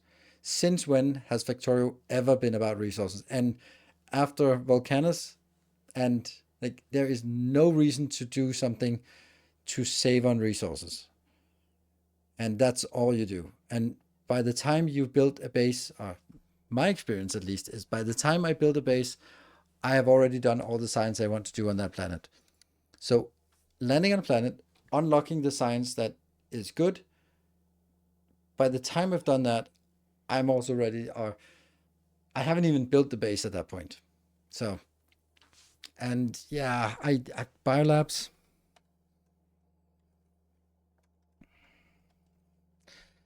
because biolabs is, you would also have to do production science and utility science, and then you'd have to do that on Nauvis. That's fine. Or on Gleber. Okay, then you lose all arguments about efficiency. And these need Bidirex and uranium-235. So in order to get uranium-235, you also have to have Covarex running. Like, this is not the first planet. This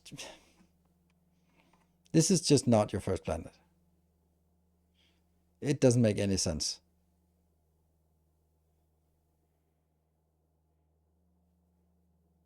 Why not make Science Hub on Volcanus? Because I need to get to Volcanus. Because I can't make science on Volcanus before I actually get to Volcanus. And when I get to Volcanus, then I have the choice of taking this stuff and moving over, or taking the stuff on Volcanus and moving back here. I don't know. I haven't decided yet. I think that the amount of science we produce on this home base is so mediocre that it might just be easier just to stamp down some blueprints on Volcanus that just makes vastly higher quantity of science than what we're looking at here. Short task: when upgrading blueprints on Patreon. I don't know what that means. When upgrading blueprints on Patreon. I'm upgrading blueprints on Patreon when there's a new video with new blueprints. So I'm not making these blueprints until the blueprint is ready to be presented in a masterclass video. Then I will, together with that and the save game and the blueprint updated, then I'll provide those. Purple and yellow signs can be on Volcanus. They will be on Volcanus. That's how I want it to be. And luckily, it's just a sign that it's a good system when there can be arguments about what is better, I think that from my perspective, I can argue why my choice is better.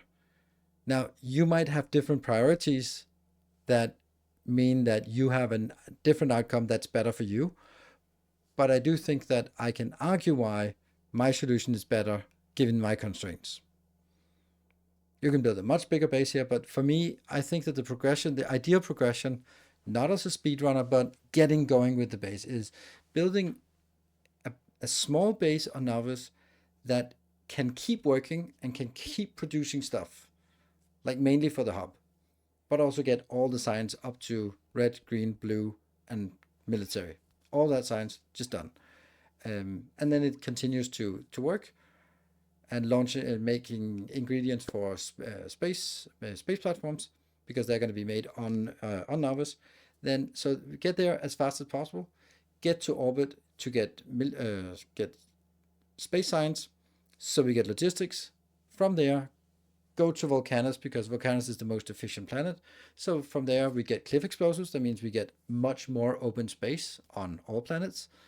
And then we get the forge, which means we get infinite free iron, copper, load into structures, anything we want.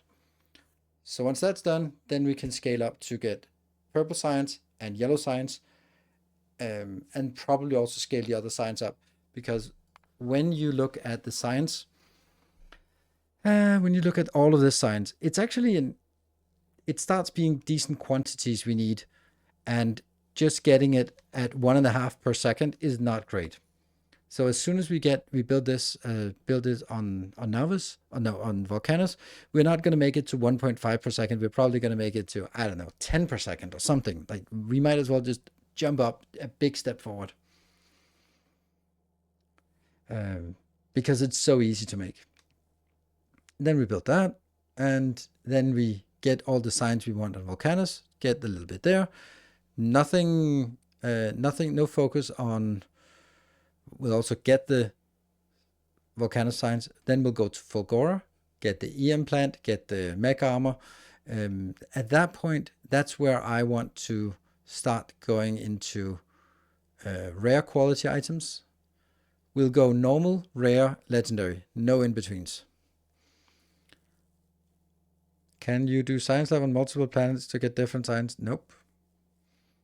Spire labs only work on Nauvis, and science labs must take all ingredients. So when we get to Fulgora, then the focus will be on Fulgora specific things, which means just recycling, and probably upcycling. I still think that upcycling to rare is a really good idea. Will you set up labs on Volcanus in mid-game? I don't know. I haven't decided yet. Because it might be simple, but it might also be just as simple to launch it to space and then move it back.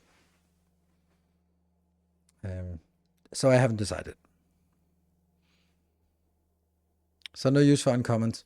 There might be like an uncommon asteroid collector or uncommon solar panel, that kind of thing, but nothing else, nothing like that. So that's kind of my idea. So that when we get to Volcanus, that's where we're going to be building big. How we're going to be big, I don't know. But I'm kind of leaning towards a train. Yeah, okay, I was about to say, where's the elevated train? These ones elevated. Here, that's purple science, which is also something we'll need. And I would like to have a train base on Volcanus, but I can't make a train base on Volcanus until after Aquilo because it needs foundation. So that's a tricky one, right? Is nice and switch to Nauvis only after Gleba and better science building. Yeah, I think so. I think that's also, I'm leaning towards that, sort of from the perspective of how long time is it going to be, because landing on Volcanus, then the first thing we want to do is get cliff explosives and not really much else. Let's check what it is that we have here. Volcanus, what is it we get from here? Cold liquefaction, Rail support foundations. Oh, the rail support foundations allows building elevator rails also on deep part of the oil ocean on Fulgora. This tech is telling you to go to Volcanus before you go to Fulgora. I knew there was another thing that was telling us why we go to Volcanus before we go to Fulgora, because otherwise you can't really get trains going on Fulgora if you don't have this one. Yeah. Asteroid reprocessing might be nice. Seed modules, yeah. How you can fix the heavy oil pipe. Ooh, okay. Shift everything to the left and pipe out light oil from the in between. Okay, cool. I'll check it out. I mean, you have earned credit for good designs, so definitely be checking that out before the break.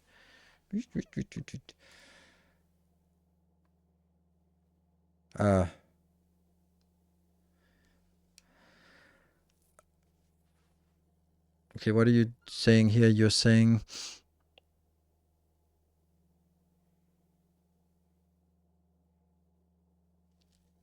Okay, I'll just try looking at it. See if I can figure out what it is you're saying. You're saying that something here?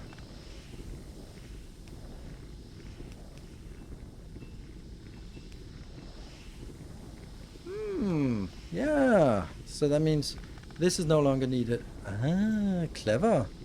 It's good. It's good. Because that buys us an extra space. Let's see. Really good idea.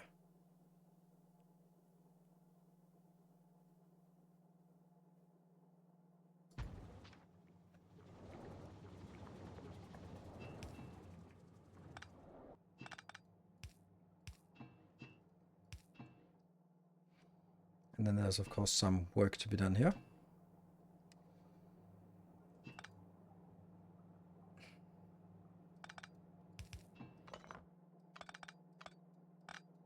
Maybe I shouldn't have, but...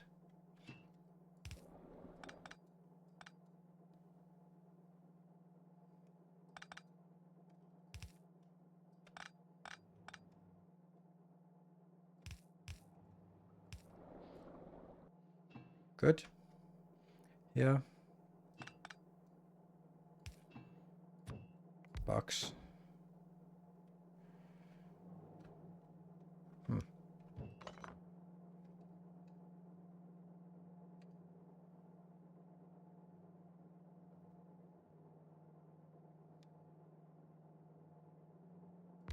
See, this is fine for that one, but it's not fine here. If I do this is fine for both. If I do this one, I'm colliding here. If I do this one, then I'm not getting anything. I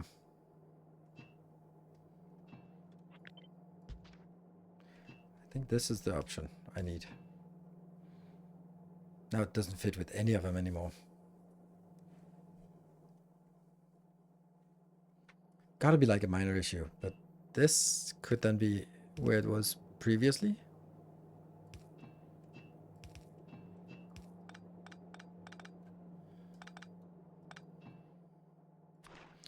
So that works.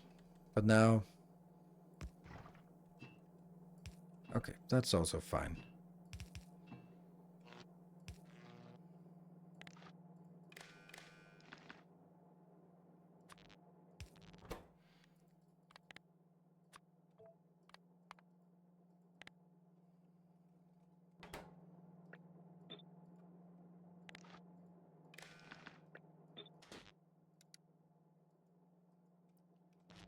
That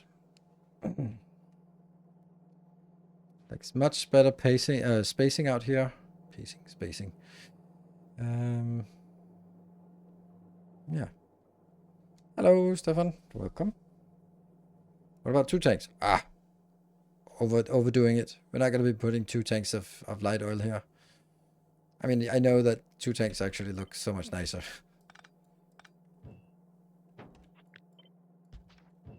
But it does feel wrong to have 2 Oops.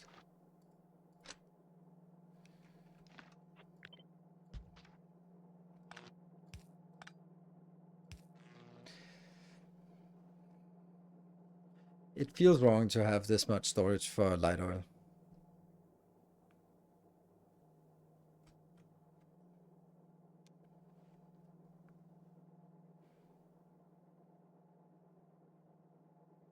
I mean, honestly, if I'm doing it that way, then it's much nicer to do it here.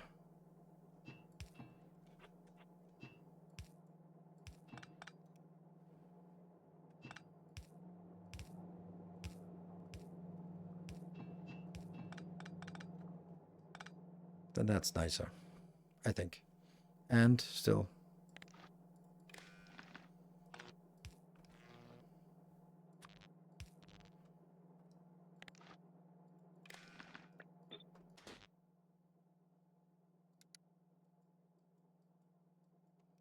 Good.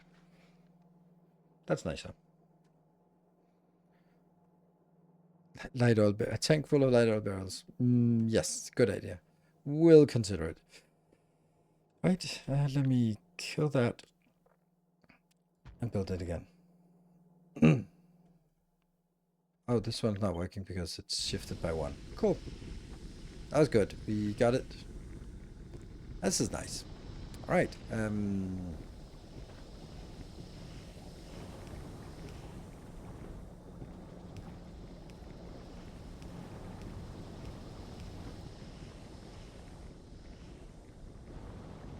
All right. So it's a short break, and then we'll be back. It's a 10 o'clock break, and I will be. Oops. There. Be back in 2 minutes.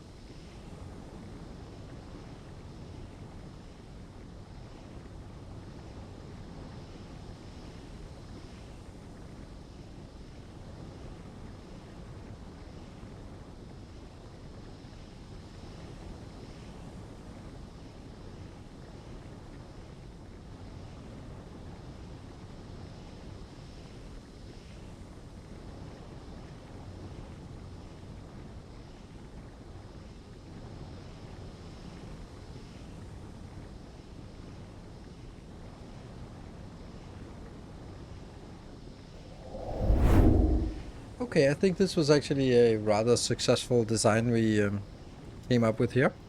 Now, I was expecting this to be sort of further back, but I actually think now that it has to be in here, and then it goes into the bus, and then branches out to make red circuits. Then I don't know what we get on the other side. Maybe that's going to be Robot Rush, batteries, because it's kind of Robot Rush as well. And then get started on LDS and stuff like that, because then it'll be like blue circuits. Or solar, yeah, that's a good point with solar as well. Magazines, no enemies around here. Because with this design, I can also have a train station here with an oil train station coming in. And that would be nice. Although, of course, it depends on what the situation is for. What's it called? Yeah, the cliff explosives, right? We don't know what that's going to be like.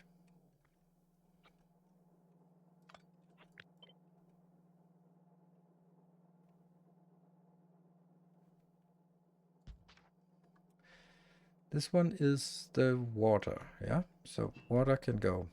Boop. And then...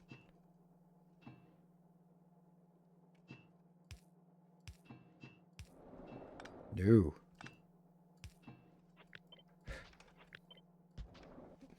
Hmm.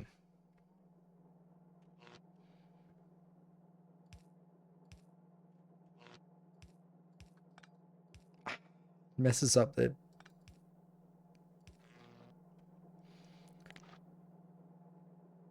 This one should not have had anything. Yeah.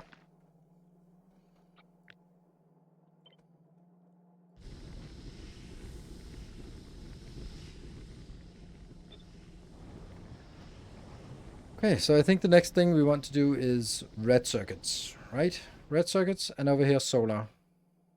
Batteries, solar, and maybe the robot rush. I think that's the part, because once we build the blue signs, as soon as we build the blue signs, then we want to get up here and build robot rush.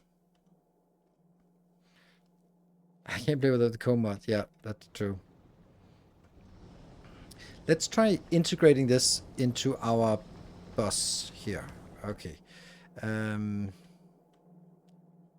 I did have one of these that's going to be there.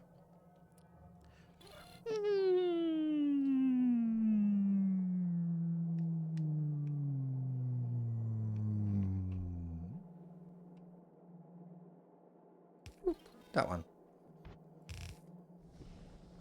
Oh, that's basically directly in. This is here.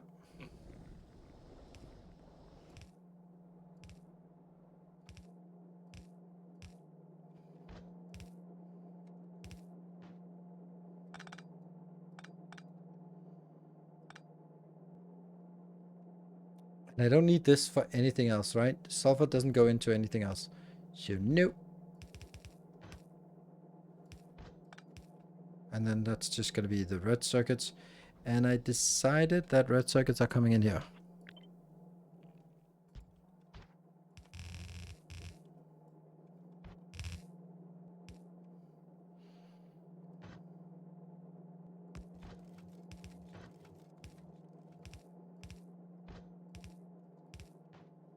There we go.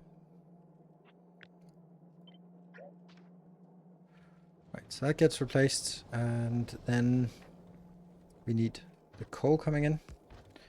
So this is also interesting. The coal here is... It's not going to be used for anything beyond this point. So let's just get all of it in. Good. And then the plastic. I can't remember where I decided the plastic would be, but I'm guessing it's going to be sharing with the coal. That's always how it goes. Yes, it's sharing with coal.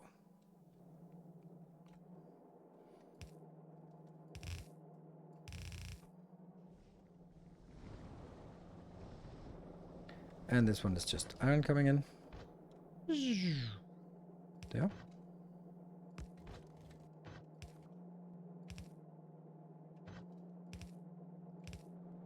I love making a bus. It's so crisp, like, do these kind of things. And just looking at it, like... It's neat. Neat. Are we doing water trains? No, I don't want to do water trains.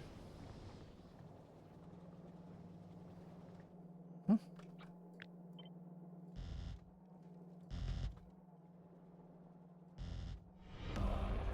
have returned.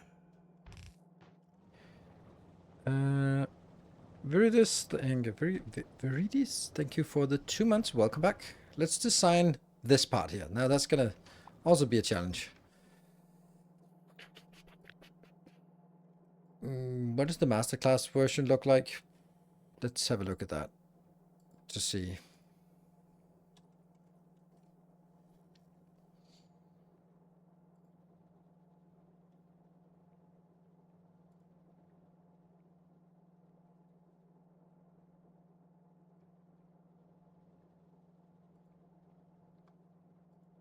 I always click the video instead of clicking this blueprint. That one. Well, that's one of the worst books because it's not really. Yeah. Red green. Yeah, that could be better. All right, so we can't use this for anything. Good. Well, that's nice to know. Good night, Michael. Thank you for joining. I often swap between the straight plumb will anywhere mod and the ground explosives on my playthrough. Ah. Yeah. Oil, plastic, and sulfur in the same block. Like, yes, Anonymous, it is. And it's not like amazing amounts, but it's pretty okay. And I've designed for after we do this. So, of course, I'm also going to be making a stripped down version of this that is, that's only using the normal one, which means it excludes this part out here and just kind of maybe probably excludes half of this, so it just has some plastic and something like this just to get it going. Yeah. Right. I do think that the right way to build this is everything on the inside. That means this is 1, 2, 3, 4.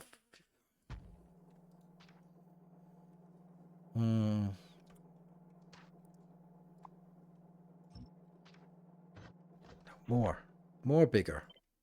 I don't know. I'm thinking we'll get this will be coming from here. So you're going to be like blah, blah, blah, blah, like that. So that's going to be one. And then it will be grabbing things from this belt. And then it will output towards the middle. That's pretty good. And then there's still room for power poles. So I'll have my middle belt out. I'll have my input belt. I'll have you going one further up. I think this is as compact as we can make it.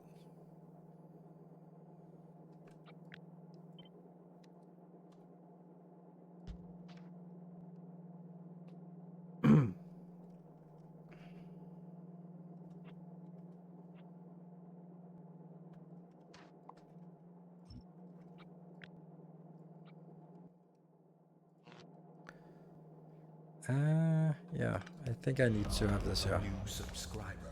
Come, steel yourself. We are building an army. Like that I like. This I like. And this ciphers. Thank you for the prime. Welcome. All right, so now we need to really know how much. This is the absolute minimum space we have available. This is where it gets tough because I now need to, and this is all built at ratio. Yes, all is at ratio. So we can't skimp on any of this. Is that Wing June? Yes, it is.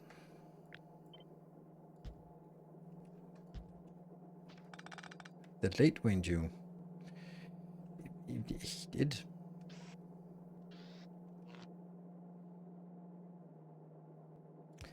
I'm thinking, can I get the one I've been using before is a filter here so that we can have both on the same belt. Like that. So I can both get inbound and outbound. Inbound and outbound. That's the least space intensive one. But it's getting a little bit problematic, as we can see.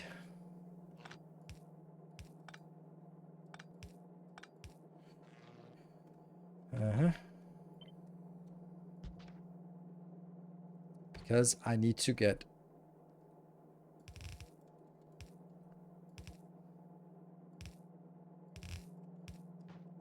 that's copper coming in on the outside belt so that I can put it in here, which means I could also do it like this.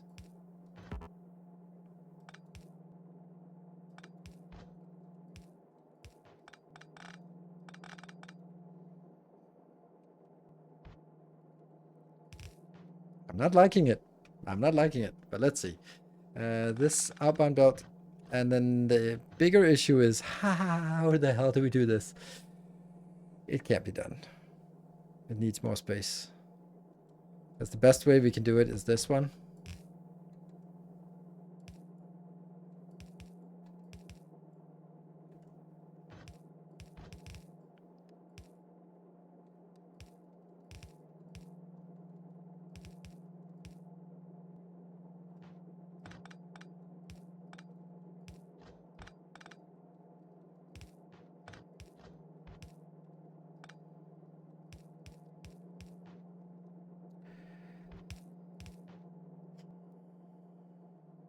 And then obviously there's no more room here.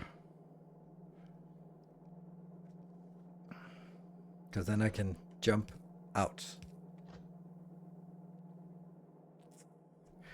However, this is the most compact north-south version. But if we look at this and go like this, then we can also say there's plenty of additional room. So maybe I don't need to have the most compact horizontally, but it can be stretched out a little bit horizontally at the cost of, or if I can squish it side by side.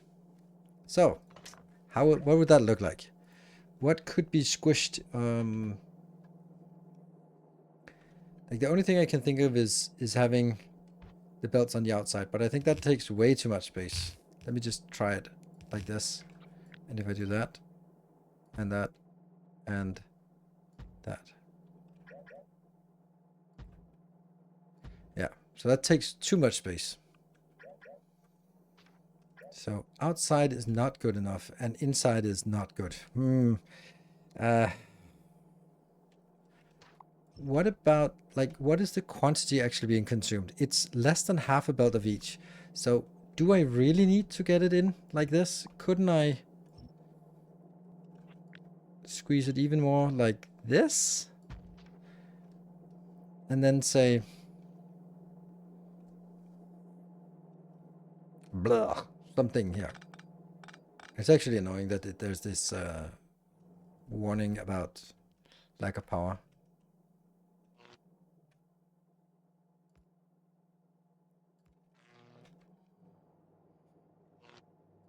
Yeah. Good. Now there's no power out warning. This is the outbound belt. So let me see. You're going to go. This is perfect. Okay. So now I'm going to say this is now grabbing and this is outputting. And then that's still there. Okay. Oh, I have an idea. Doesn't quite work. I was thinking if I could push it one in, then I could earn one space more by not having this. No, I'm gonna need it anyway. Yeah. I was thinking if I could do something like this, then I could take that one in here, but I'm still gonna need the power pole somewhere. So, doesn't really get us anything.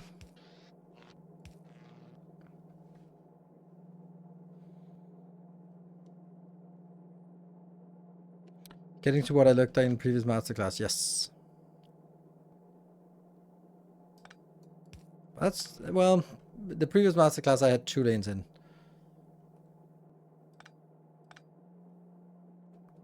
Now I'd actually really like it to go on in. If I kill all kinds of symmetry, then I can do it. Then I can do this.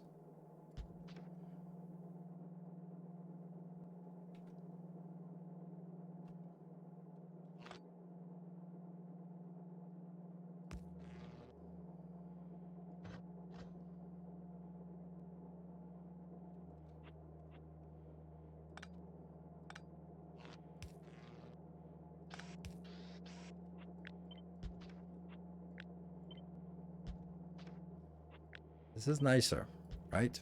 Just this.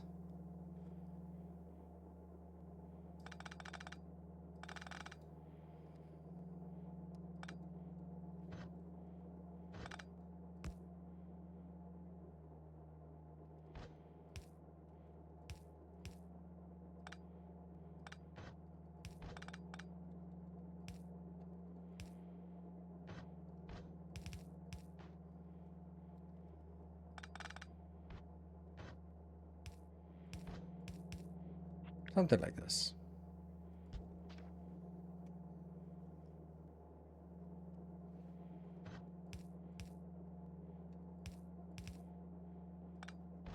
I haven't decided if I'm allowed to build on the on the bus. I haven't decided yet. I'm a little uncertain because I think some places I have to, and some places I'm like, no, I'm not allowed to. I don't know. I don't know. Because this, I couldn't really do it any other way. And actually, I probably could, couldn't I?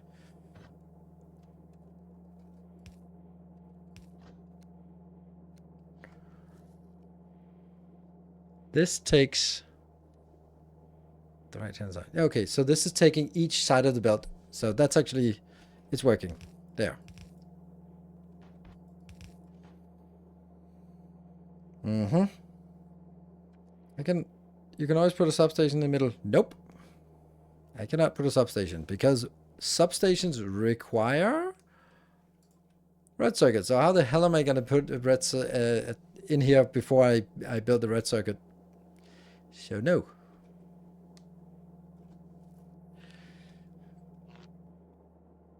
Why don't you just legendary something something? Like, this is nice and compact. I'm wondering if there's another way to do this. Because it's 1 in, 2 out. That should work balance-wise. Each one here is just producing 3 per second, which is easily enough for 2 outserters to deal with. I lose a little bit of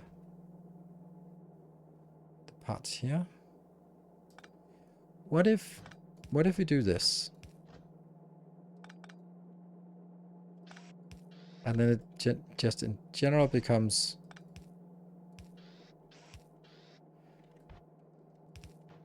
That means this is going to be the place for power poles.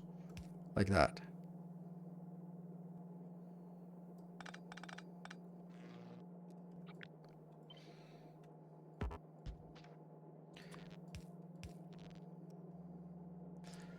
Too many power poles now.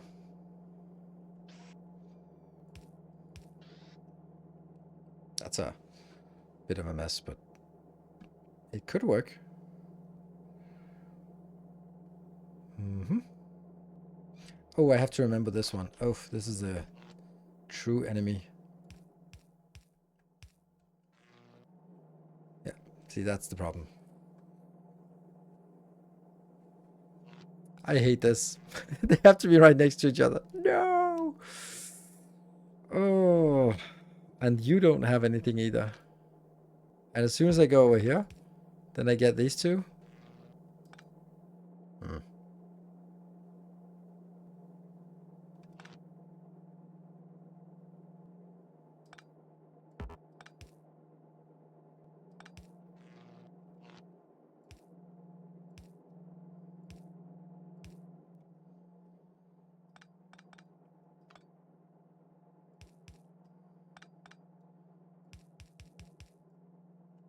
There you go. So I'm going to get it power in from this side, which is probably better. Let's see. What if this one is not here? Then I don't get power on the lower one. Okay. And this one is not here. Then I'm missing this part. And that one. That's important. So I do need both of these. This is outbound. This is inbound. It looks weird.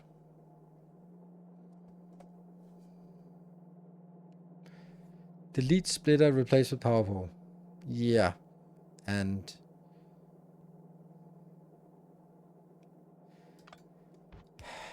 I suppose I understand what you're saying, because the point of this is that, yeah, sure, that means there's just going to be a little bit of copper all the way down. So what?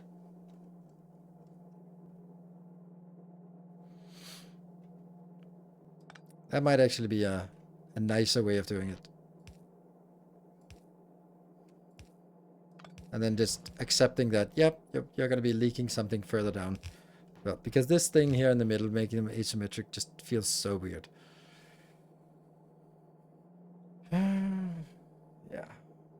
do I then like that pattern? Yeah, I guess it's still gonna have to be this pattern here.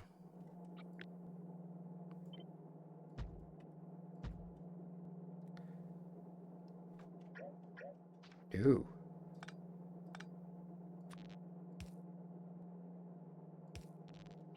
Yeah, this is not great. Because that's not gonna work all the way towards the end.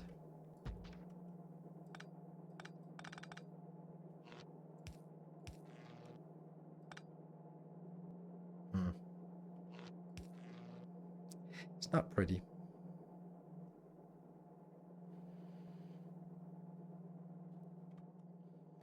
But it might work.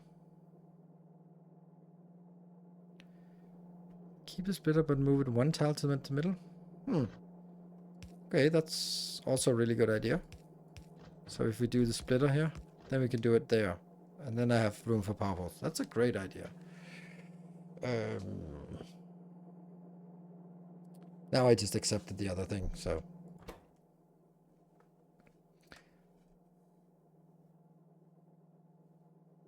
Is there a point of wasting resources on red belts before Assembly 3? No, but I think that I'm building with red belts at this point.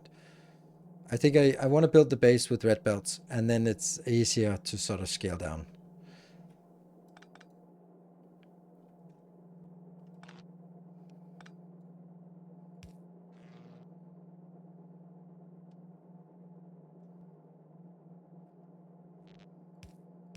Yeah. That's probably better. But there's a little bit of lacking of lights, because the lights can only be out here. But I like this input.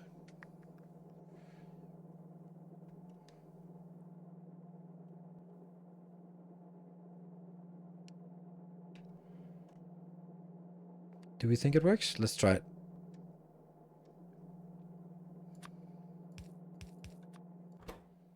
Right, let's start with the copper. Goes in.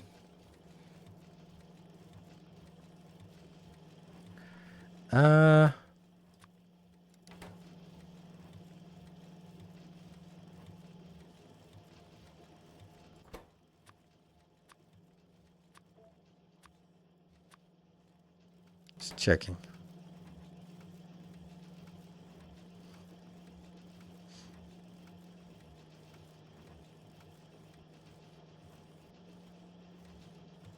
Okay, so it is, each side has its own. So as long as it comes balanced in, it goes balanced out. Perfect. Oops.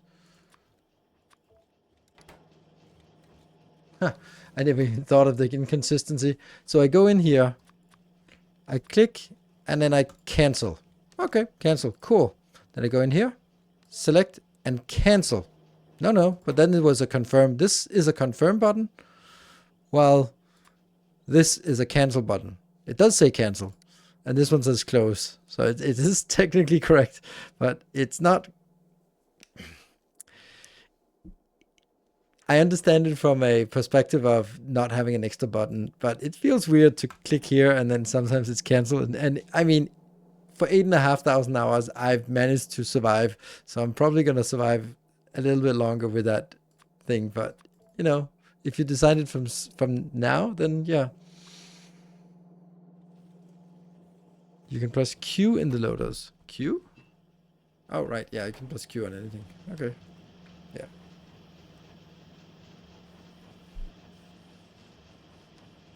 And this one makes 3? 3.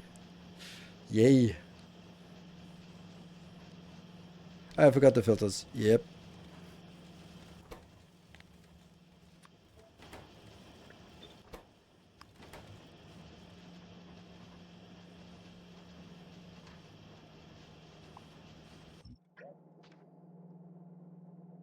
Currently doing an achievement run in Factorio and just wanted to say thank you for your blueprints. They help me so much. Thank you. Much appreciated. Yeah, I mean, if you're doing achievement run, then blueprints are coming in handy, especially for the lazy bastard part. Okay, so we actually designed a new red circuit, and at the end of the day, I really like it. I think it's nice, and it's completely compact and very dense. So the question now is, how many? Ah! Okay, 3.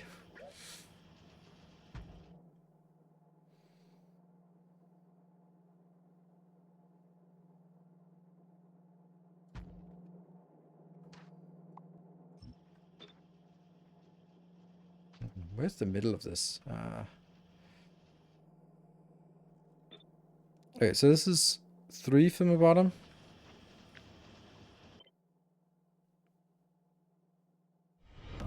Welcome back. Your steadfast loyalty is greatly appreciated. Like that. There we go. And Iris, Iris, thank you for the 3 months.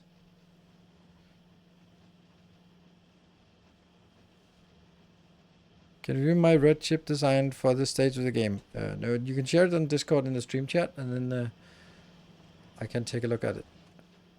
But you know, like, it has to be better than this somehow. By some metric, it has to be better than this. And let's see how much green circuit is this taking. It's taking 18 and then 18 here, and we're producing how much was it? 28. So using 2/3 of it here, it's probably fine. 3.5. I'm not gonna do it 3.5. I'm gonna do it like this.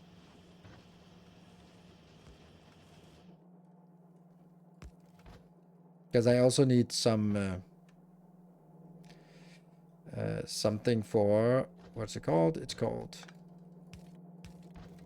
load into structures.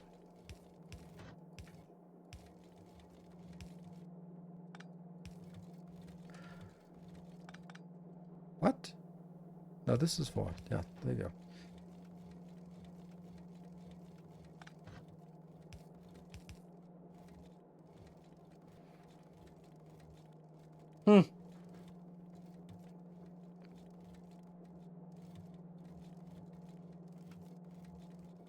It's not the first or the last time this happens.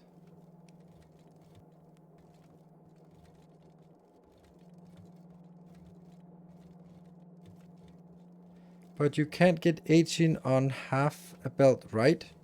Nope, but I can get it on 3 half belts.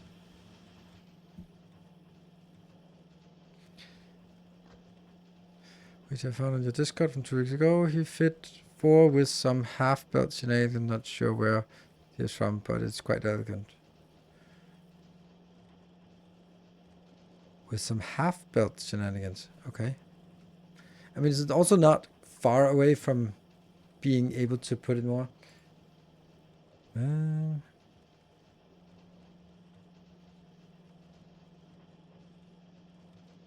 Yeah, I'm building these designs too slow because everyone is yeah.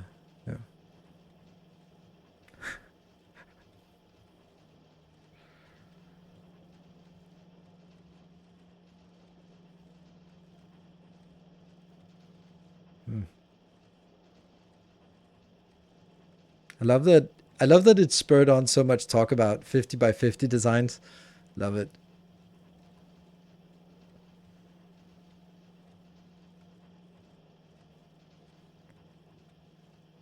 Oh, there's so much on this.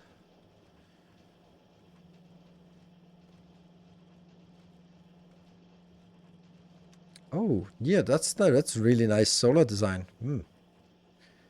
That's a really nice solar design. Also, no rotational asymmetry.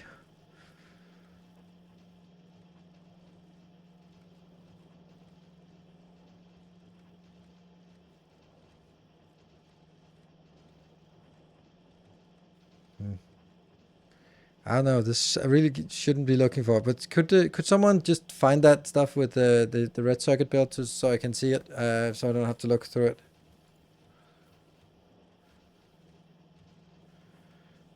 Maybe it's green from there. Thank you.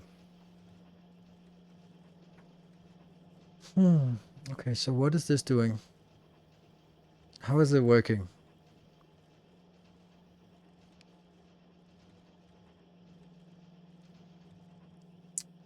Yeah, okay. So the trick I think here is that it uses Less output belts. But how does it use less output belts?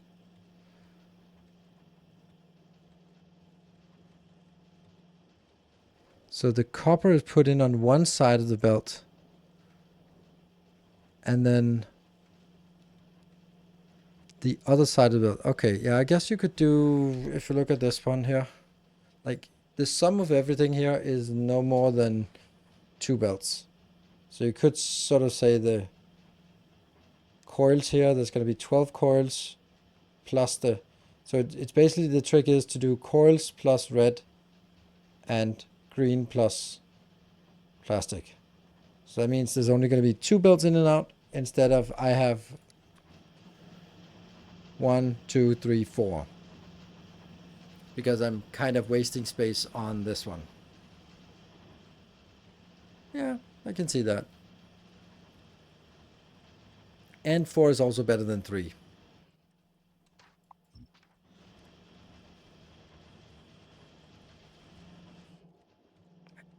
Okay.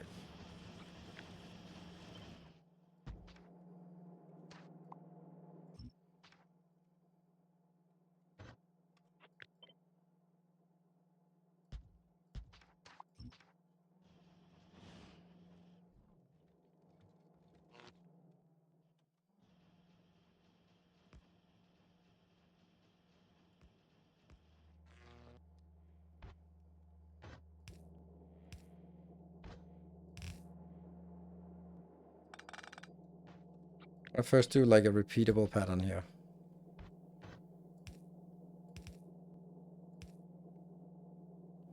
And then later on, imagine how we're going to be plugging this one in. So what are we going to do? We're going to be, they have to output, let's say this is the green and plastic belt. So that has to just be input. The other belt is the, one side is copper coils and the other side has to be red circuits, which means I have to make this wider because it has to have some space to get in, which means I have to be outputting here. By outputting here, it has to be on the, that goes out on the opposite side. That means I have to do these ones for output on that belt. Yeah, that's pretty simple actually. And there's actually plenty of space. What am I missing here? Oh, I also need inputs here. This one, this one, this one, this one. Yeah, okay. So now that's getting a little bit more crowded. But it still looks very feasible with... yeah, it still looks very feasible here. Yeah. Then what would I do for this one? It's always getting this idea of doing it. So I have to put... This has to now be on the lower side. So these have to be like that. And like that.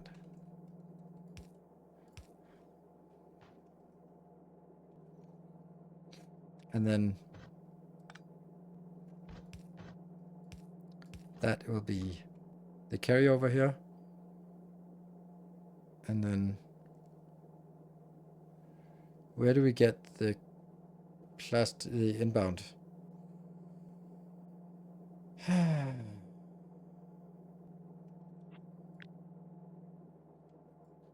Well, I do have a little bit of extra space. Like I have one. No, I also need now some.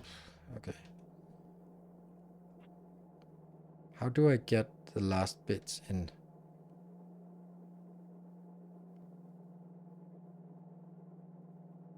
Right here, it's easy because that would just be yes and yes. But then what?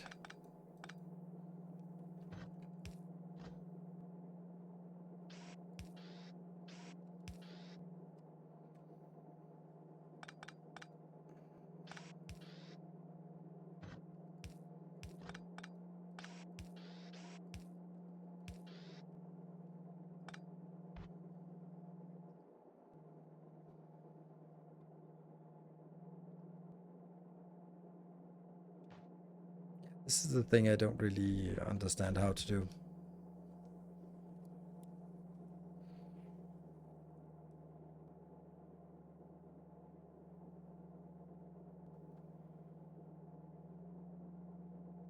Stop it in the filtered splitter.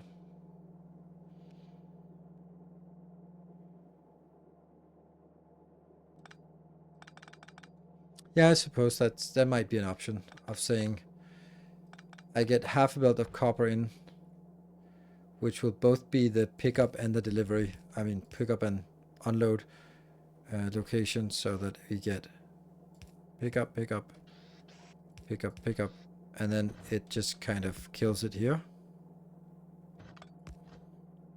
by saying at this point you're only going to allow the coils moving forward like that, and then that would still work. No, it doesn't work, because this is outputting on the wrong side.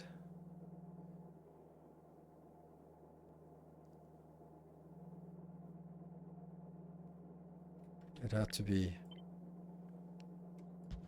like this.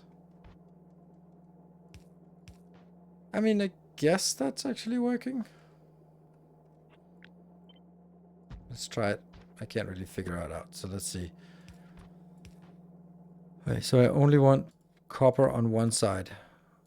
The top side. Yes, not that one.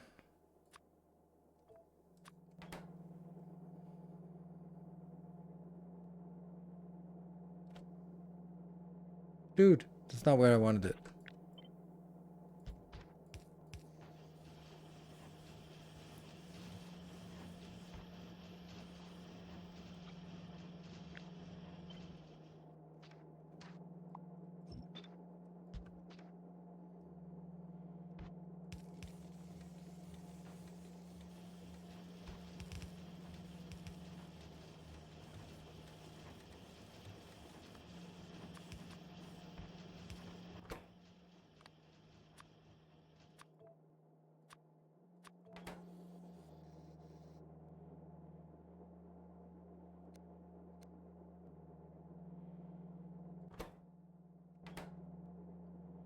Oh, right. It's full of junk.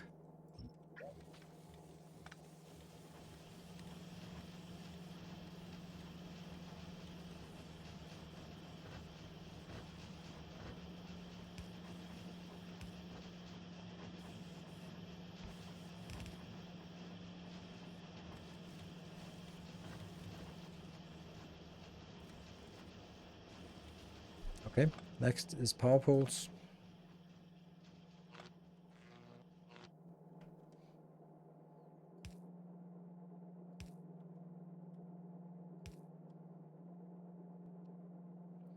It's a little bit crowded here.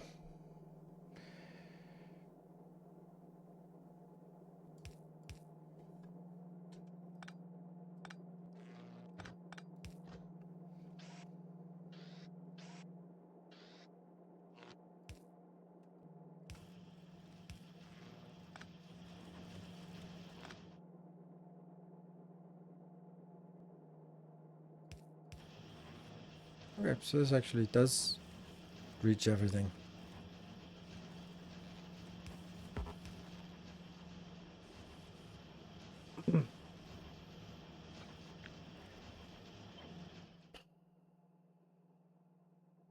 Here. Here.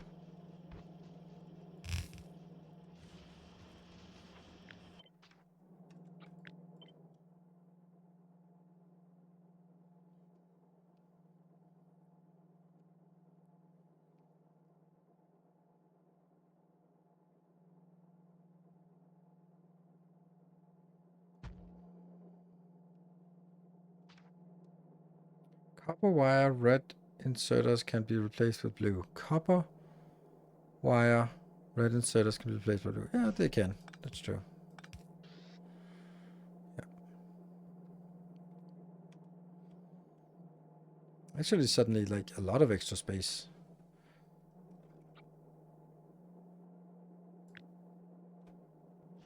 Is this repeatable?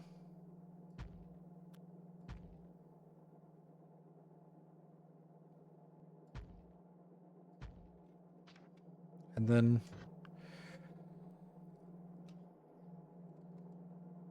that. And from here, it will be...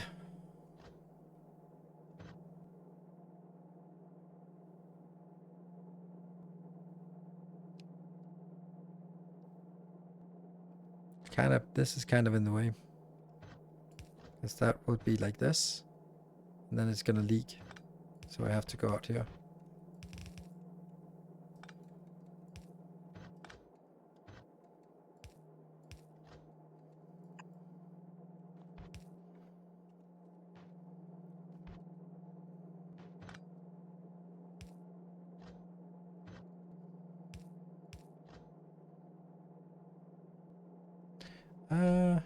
Right. Mirror it instead. Yes, good idea.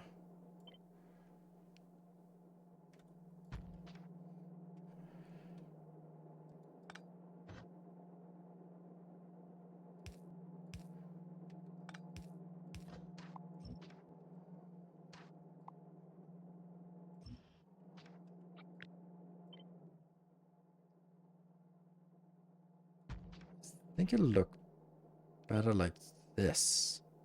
No, like this is better. Yeah.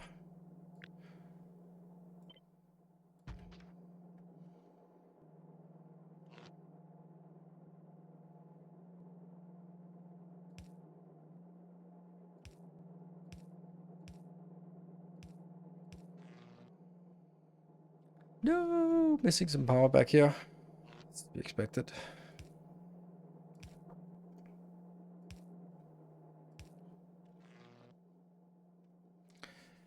Also place the last threaded circles. And yeah.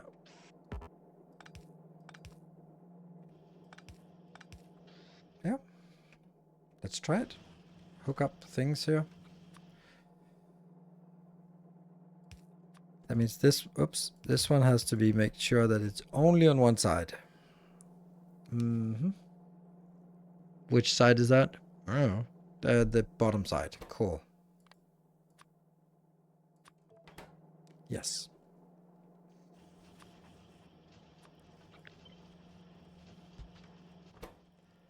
That would then be the other side.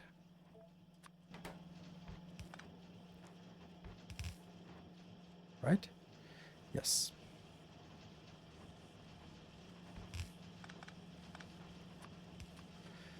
And then we are missing this one. No! No!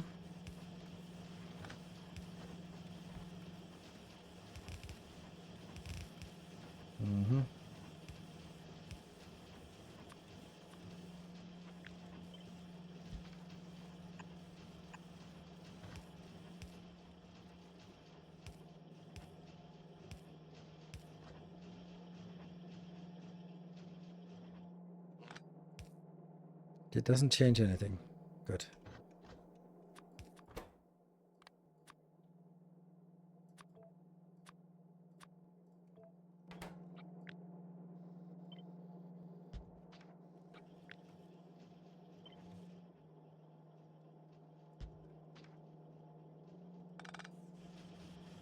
Okay.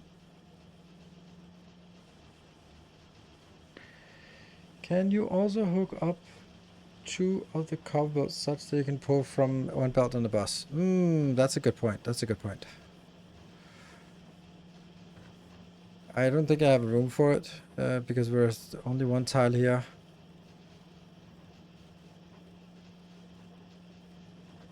And actually I could...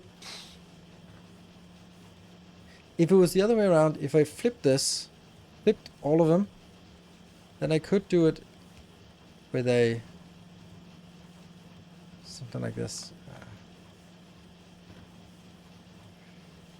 It would have to be like this. And then...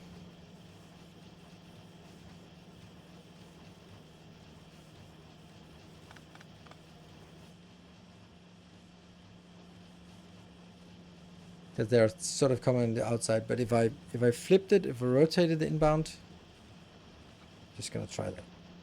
Just for the hell of it. And then basically take this and move it up here instead. Take this one and move it in here. And then figure out how to get that working.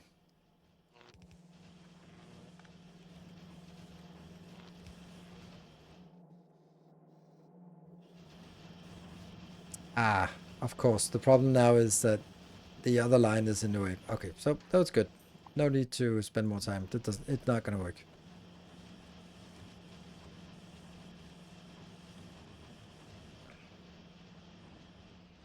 That sucks. It was a nice design, but it was just not good enough. I like this design.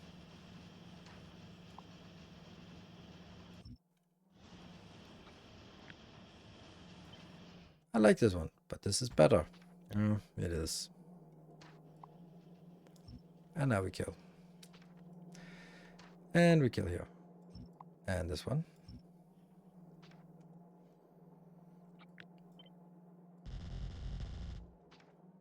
Like so.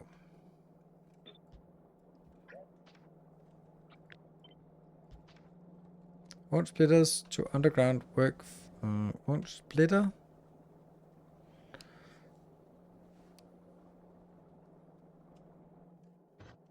No. Because if I do this, then yes, it'll work.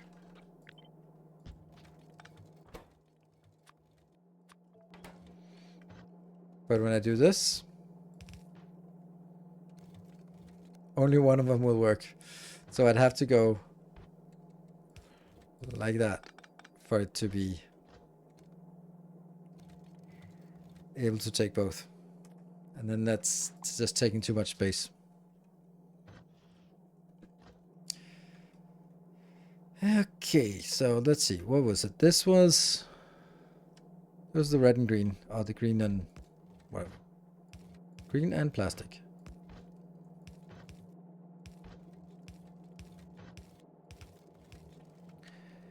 And then it's the copper coming in for the second one. And that has to be on the bottom line. That's at least something. And then the reds come out here.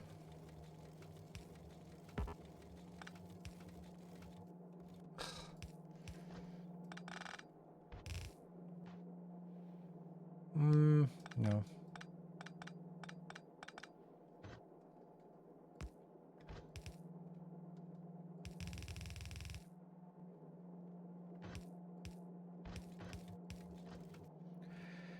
And the next one.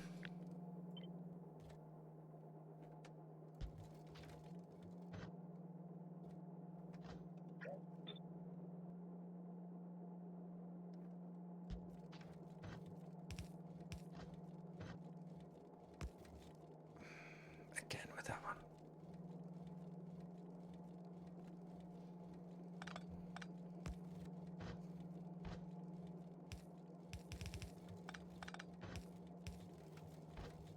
Nope. This is the other side though.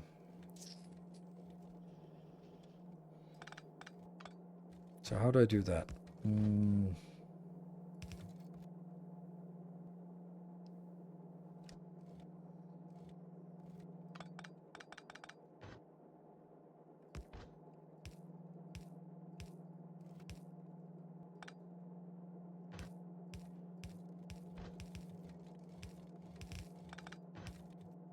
Like this. So that's taken out from belt number 2 and number 3. So at some point I need to also take from number 1 and number 2. Okay. That is... Yeah, don't forget my brake. Yes, we'll take my brake eventually. That one. Now it's the copper belt, which I now have to take from number 4 because that's the only one I have left.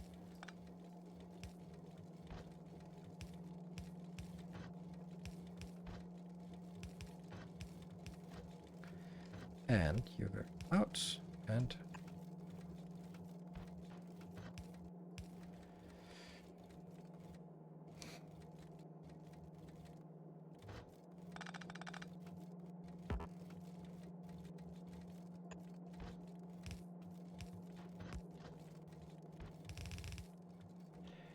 go.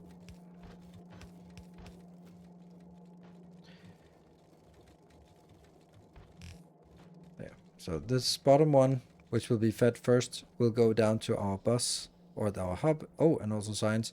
And the other one will go up to other stuff. I could also be a little bit more consistent.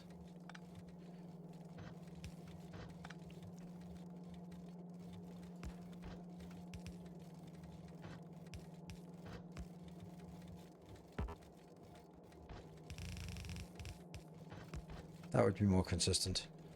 It does take more space, but I don't think I need this because this is going to be where the blue one is, and blue is never going to go downwards here, so shouldn't be a problem. And then we just need the last one inbound, which will be here. And then I have to take the first one.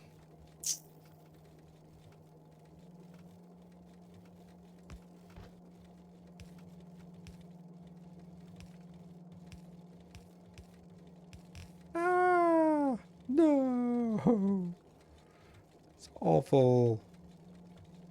But I'm kind of taking all the other ones.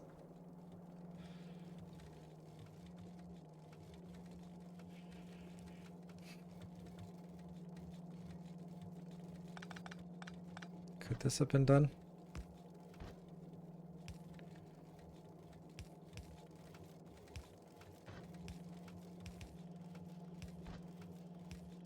Yes, it could. There we go.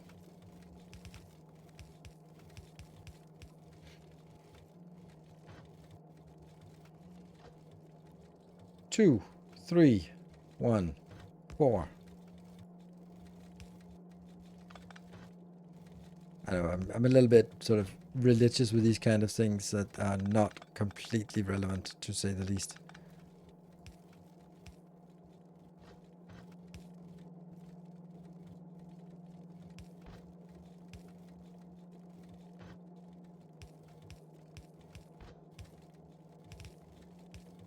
Yeah.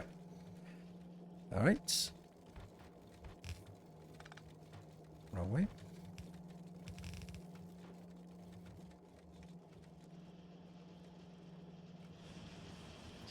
It has a big issue with sightedness. Sightedness, that's the thing. Yeah.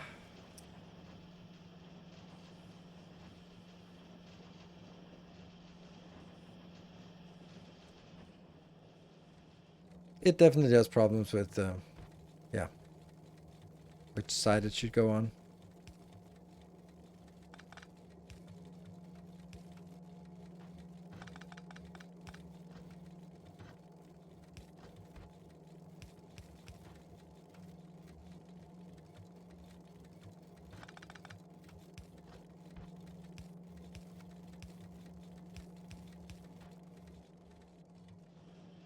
Simple. Don't know if I like it, but it's an option. Kill. All right, good progress today. It's 11 o'clock. Bottom one not working. No, it's not working.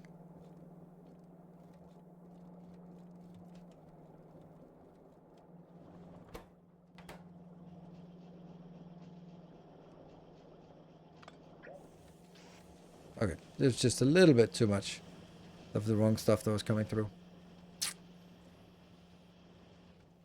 It's going to be a patron on the website. They will be for patron designs in the upcoming weeks. But also, if you don't want to wait until the masterclass comes out, then you can also, if you're a patron, just download the save game and you can snatch all these beautiful designs. And it's kind of one of the things that I've decided. I'll be talking after the break. I'll be talking about why I'm doing that now, whether that's because that's different from last time. So I'll take a save. So let's look at this thing here, and we'll be back in 2 minutes.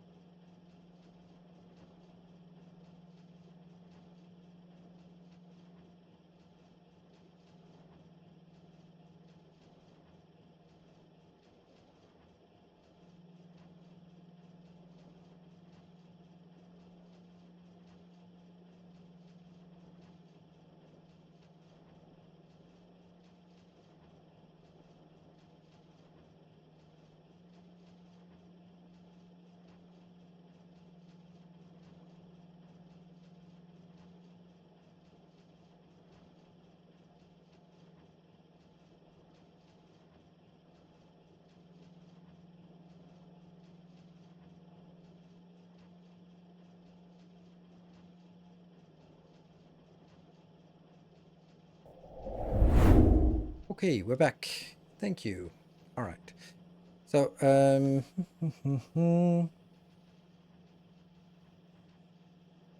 this approach to hack to my taste. We should find a separate place to balance the lanes.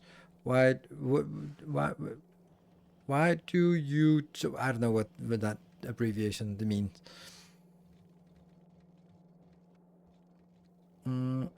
Is going to an town without MK2 armor and bot speed upgrades worth it? Yes, because you get it much quicker at volcanoes. I think so. I know I haven't tried it, but sort of theory crafting, I think that makes sense. Okay, I can definitely agree that this. What do you think? Right. Okay.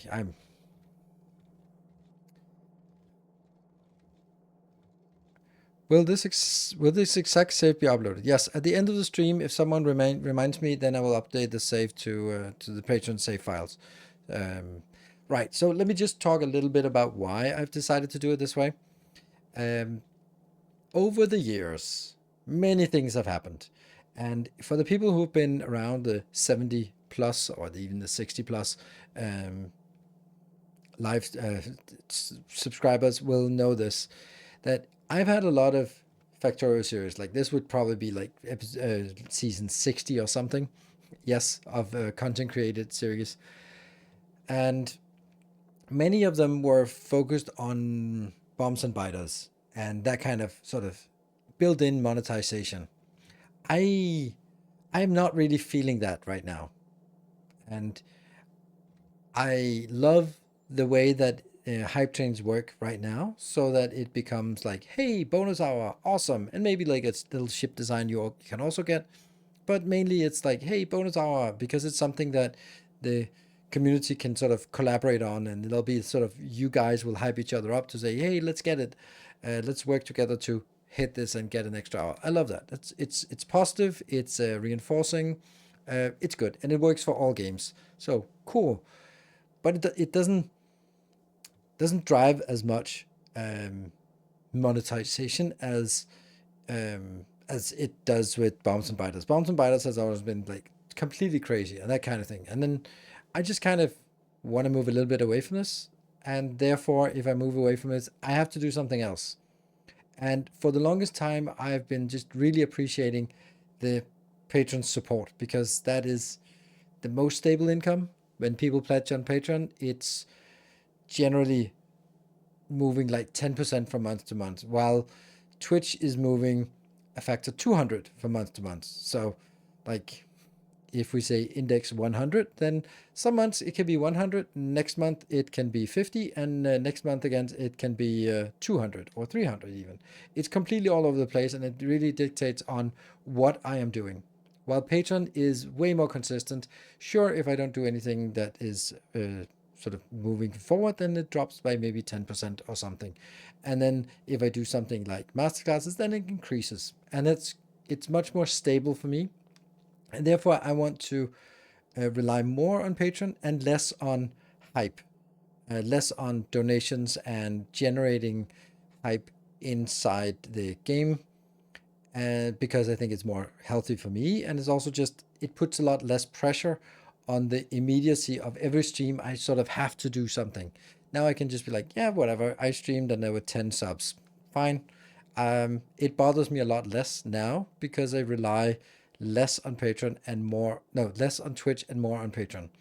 Similarly, I'm less desperate about finding something on YouTube because I'd rather have one good video a week with Factorio Masterclass than I'm sort of having to force to throw a lot of videos out just to generate some ad revenue.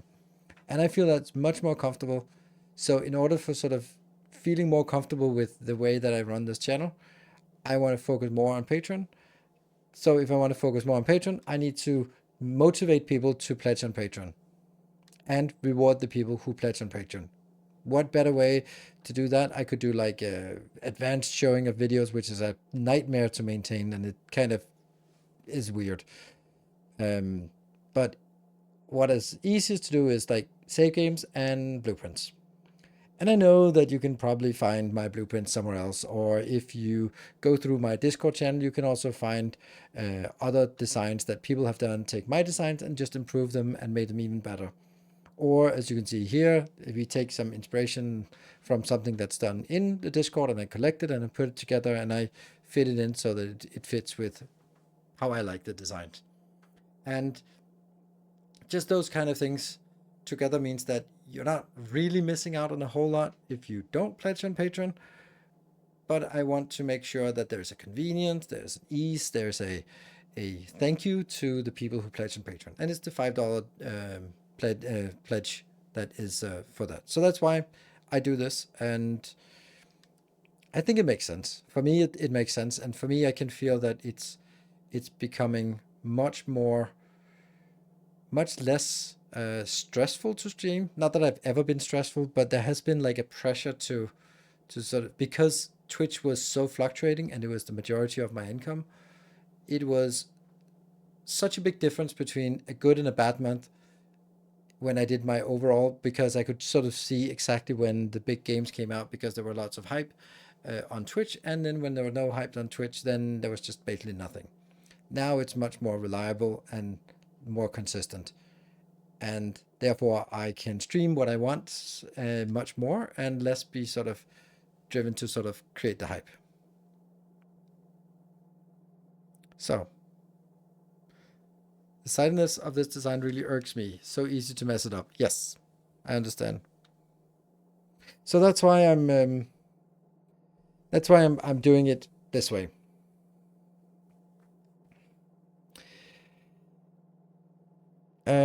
Back to the design. So yes, but you're welcome to, by all means. Now I just did my pitch of why I do it this way. If you have an opinion about it, now is a good time to share that opinion, because it's the topic of conversation. And I know that most people who don't like things, they're not going to be voicing opinions. They are just going to be quietly leaving. But if you're like, oh, that's a total sellout, then now is your time to say it. And then I'll see if there are some good points, then I'll address them. So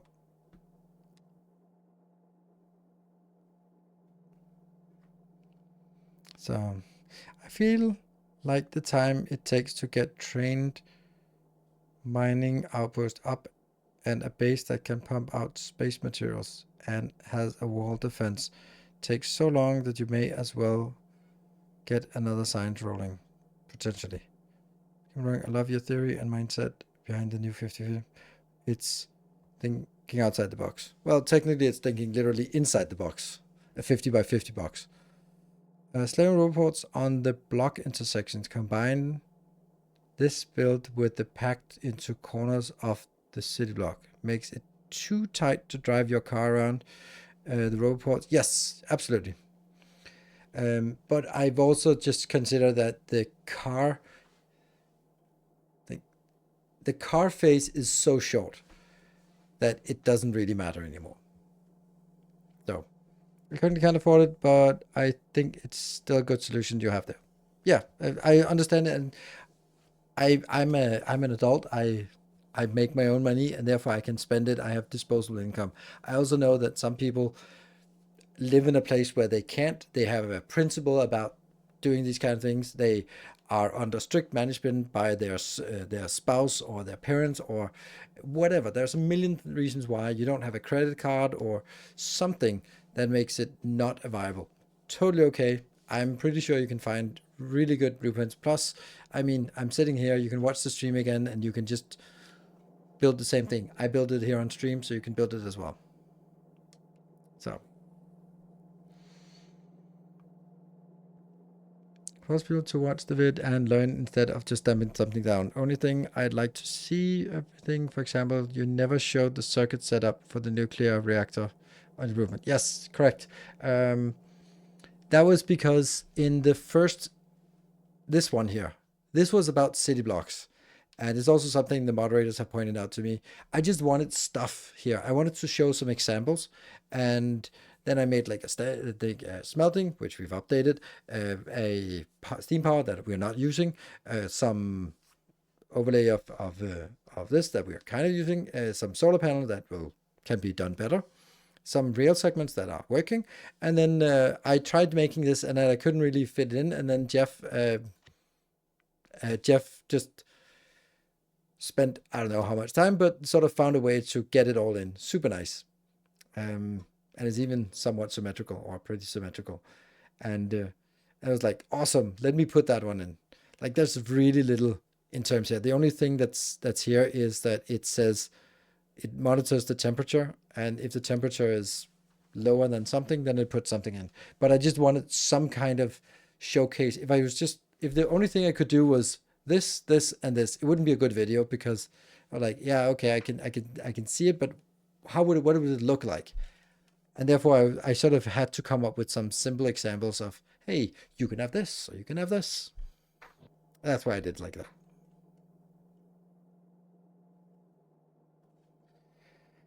I wish you would play Microtopia as well. You do some videos.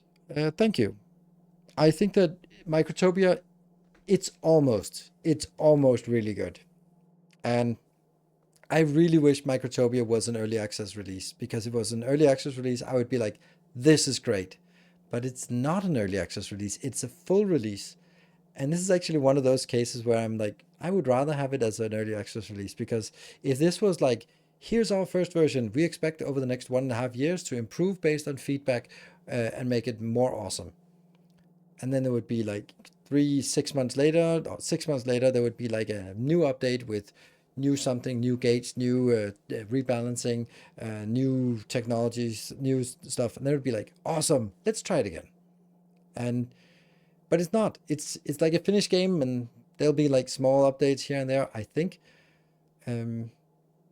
But if there were big updates, if this was 60% of the game, I would be really happy. But it's probably 95% of the game, and then I'm like, well, it's not quite there to be super happy about. And I think that's a shame. It's an early access game in full release cloth. Yes. I love the masterclass videos. It's like old school Nilaus. Thank you. Whatever that means. If I subscribe to your Patreon, do I get early access to your new masterclass videos? No, because the new masterclass video that comes up tomorrow isn't even there yet. If you want early access to my upcoming masterclass videos, that's watching the streams like this, because this is what you see here is the next couple of episodes. So.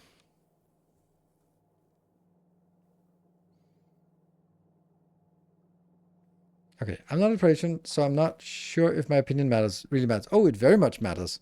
But the only downside I see to the current system is that if you have the ability to, I don't mind subbing for a single month on Twitch, but on Patreon, I kind of feel bad for contributing for a month and then not for the next month. It feels like more of a long-term thing. Ideally, someone would do both, but then it's no, not someone would do both. But it's a really valid point. I think that it's your point as a non-patron is actually more valuable, not more, but it's at least as valuable, because you've made a decision. No, I'm not going to, or I'm not because, and then I'd like to know why. You should not feel sorry about pledging for it, basically pledging for $5, downloading all the blueprints, and then canceling. Lots of people do that. I'm basically.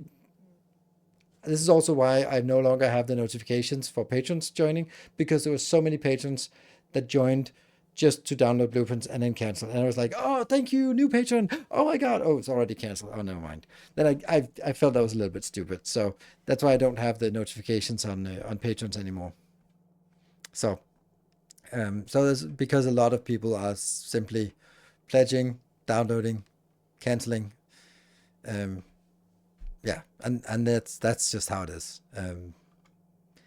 This is why I changed it, so that the month you pledge, you pay for that month, because previously it was like you can join and then you'll be charged on the first of the month. So if you joined, downloaded, left, then you'll never be charged. I'm like, that doesn't make any sense, which of course means that if you're pledging on the 29th of the month, then you're not going to get as much benefit, because you'll be charging on the first. But overall, it feels better. And then I'll just be like, fine, it was just someone paying $5 for blueprints. Fine, that's perfectly fine by me. So,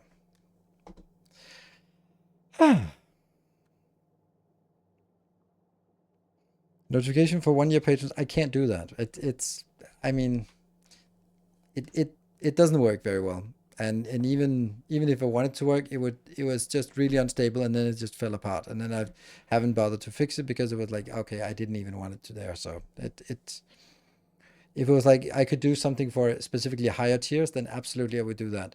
I would absolutely do it if it was like Templars or Masters. Absolutely want to do that. So the sushi belt here is an attempt at a sushi hub. Didn't quite pan out. But Mark Young is working on a better design, which you can find in Discord, I'm sure. I hope.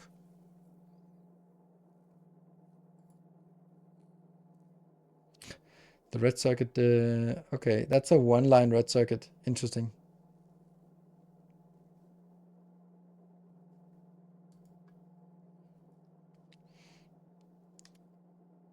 I did feel sorry to Pleasant for downgrading it immediately, so I kept pledging and downgraded only at the end of the DSP series. Again, don't do that, because think of it in a different way. If you pledge 1 month for $100 donation, that's 20 normal subs. Like, sure, you could have pledged $5 for 20 months, but you chose to put it all in 1 month. It's don't feel bad about it. By no means feel bad about it. It is designed the way it is, and I really appreciate it whenever someone pledges, and I do check it regularly. So yeah. There's been a lot of criticism lately about games staying for years in early access, with some games never getting a full release or a gold release. I don't know. Perhaps the devs of Microsoft wanted to avoid that. Sure, it could be. I think that it's also that you also have to acknowledge that the community has been accustomed to early access releases, and early access releases, I think they work really well when done with indie companies. Indie development should release in early access. I think that's the best way, because they need to adapt and adjust and find the feedback and simply pivot towards their product market fit. But Assassin's Creed should not release in early access. Definitely not. That's a full release. They charge a lot of money for it. It damn well better work on day one. Like, I think that the distinction here is that when is it reasonable to use early access? If early access becomes like a money grabbing scheme from a AAA company, fuck off. If this becomes like a way to interact with the community and sort of having the ability to do several hypes, there might be like a Kickstarter, there might be an early access on Steam, and then there's going to be 1.0 release on Steam. That's good checkpoints where you can generate hype. Absolutely, we want to support that. Best example of early access is Darkest Dungeon. Yes, the first Darkest Dungeon 1, yes. But it's also like the horror story of early access, because if you know that, then you also remember the disgusting hate there was from the entire community, or most of the community, a very loud portion of the community, when they added corpses. And now corpses are the most natural thing, but it completely destroyed the gameplay, because the gameplay was sort of, it was just basically like kill the front row, and then everything sort of pushes forward, and then they stop working because they are now constrained to stuff they could only do in the back row. And it just meant like the whole game was just, it was becoming one-dimensional, and they had to do some change. So they introduced corpses, and people hated it because all their super strats stopped working from one day to the next. But now, many years later, it makes perfect sense, and it's such a good idea, and it's now integrated in all sorts of ways. So yeah, but they made it a really good game because they were listening, and they were doing even the unpopular things. I also think that what's that game that I don't like, Underwater? That's a really good game, but I just don't like it.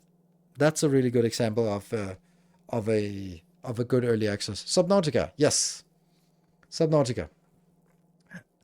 It's a really good game, because that was also like they found out that people saw it more of as a horror game than Dave the Diver. Close though. It was the way that their early access evolved was also like a good example of how it works. Have you played Black Reliquary? The community made DLC. No, I haven't. I don't want to play mods for those kind of games. Work well with Baldur's Gate 3 has allowed them to gain some early funds at the same time as lots of feedback. Works fine. Yeah. Some early funds. Like that's no. Nope. Nope. Nope. I don't buy that. Nope. If you are running a giant studio like Baldur's Gate is a giant studio running it, then that's part of what you manage. You manage it, you have a publisher, you have a company, you can take loans, you can do all sorts of things that two guys in a basement can't do. They have to do an early access release to get some money in.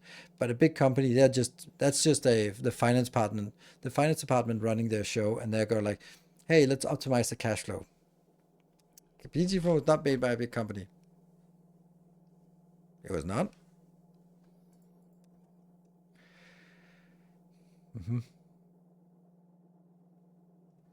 Factorio for Factorio, no interest. Larian only had a handful of niche games before that. I think that's kind of what's it called with The Witcher and Cyberpunk is also like, is that a big studio? Is it not? It wasn't, but then it became, and I don't know. So it's certainly a big difference between everyone was hyped about Baldur's Gate 3 because they was built on successes of the predecessors, while Frostpunk was not a company that was known before. Satisfactory, no one had heard of a goat simulator before. Yeah, CD Projekt Red, yes. Darren has 400 to 500 employees, but self-publishes. Yeah, okay, maybe that's now. But if you have a company that's 400 to 500, then maybe you need the money because you haven't managed your cash flow properly. But I don't think the argument is there. I think the argument is there for a game like Factorio, for Satisfactory, for Frostpunk, for Darkest Dungeon, those kind of games that sort of have become good because they are able to release, and then they find their audience and they find their niche, and then they sort of optimize that. Super amazing.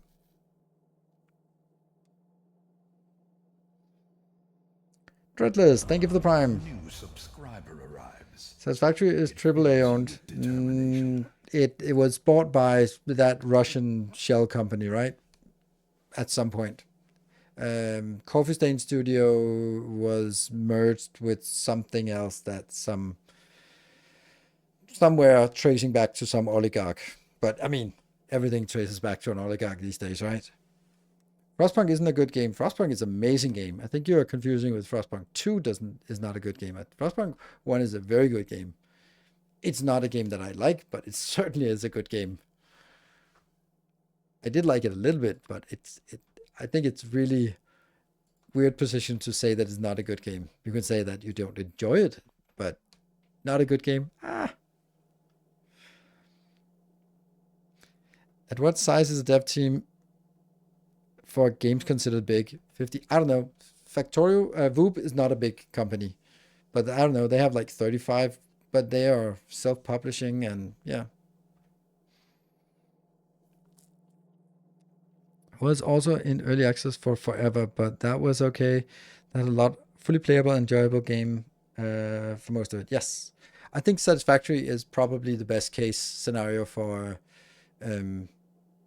early access. Like the way that they built the hype, and the way that the game was perfectly playable and very enjoyable in the beginning, and then you played it, and then you just kind of ran out of things to do, and you were like, I want more. When is there more coming? It's so awesome. And you start sort of putting more time into it, but there isn't more content, and you just and that is the perfect case, in my opinion. Like having a really good game, but it might be a little bit too small. That is the ideal case for an early access launch. Like you just want more, but it works. Like when you get this, and this is the thing where I feel that Microtopia kind of failed on this, because Microtopia was such a big game, but I never got to see it. I would much rather have a much smaller tech tree, much less features, but more playtesting and more balancing, and more sort of streamlined experience of playing the game. And therefore, I feel that they put a lot of effort that I will never get to see, and you will never get to see, and that's wasted. That's waste. Embracer, yes. Embracer, yes. It was Embracer, yes.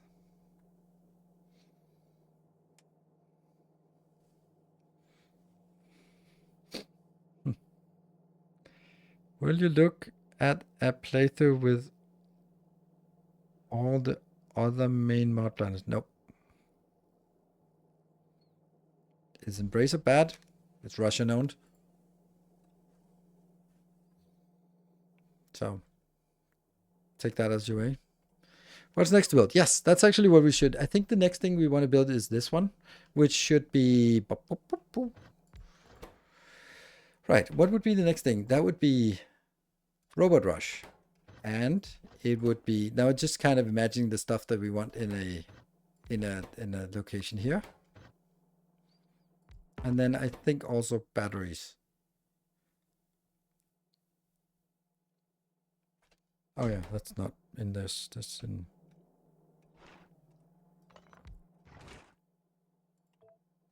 Right, like this.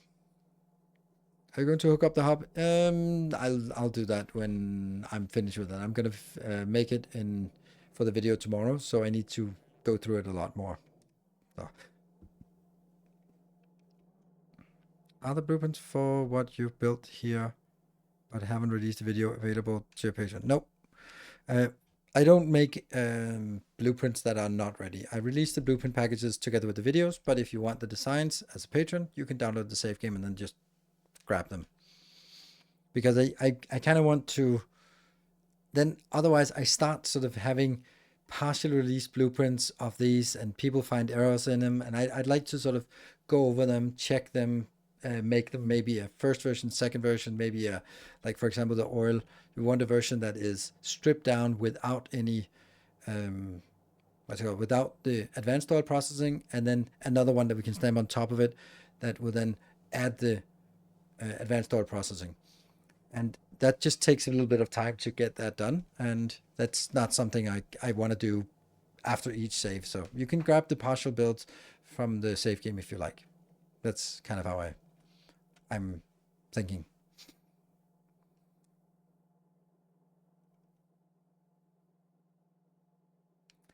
Okay. They need to pass user acceptance testing first. Yeah, and they need to pass some kind of testing. They are right now we're doing unit testing, and we are also doing integration testing. But the user acceptance test is when you have a blueprint, you stamp it down, you hook it up, you see it works, you stamp down the upgrade, you see it works, then you're gonna be like, yes, that's the user acceptance test. Can you straighten the stone brick belt when they go up by moving the heat pipe exchanger chest to the right? Let's see that. Speaking of the hub, can you straighten the stone brick concrete? That's this one. Going up by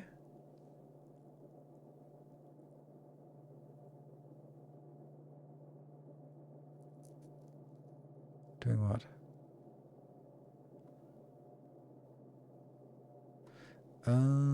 Okay. 1, 2, 3, 4, 5.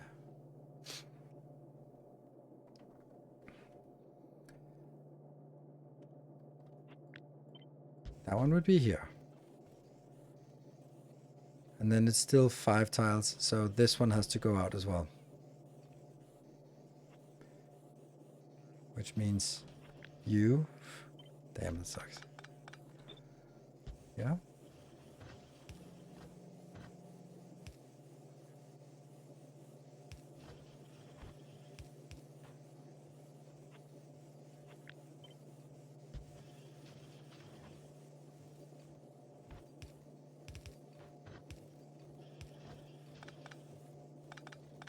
Yes, I can. Thank you. Good idea. Good suggestion. definitely like a 1% improvement. But it looks better. Less squiggly.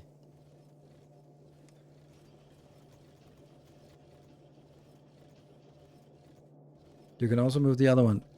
1, 2, 3, 4. Yes, I can. Lovely.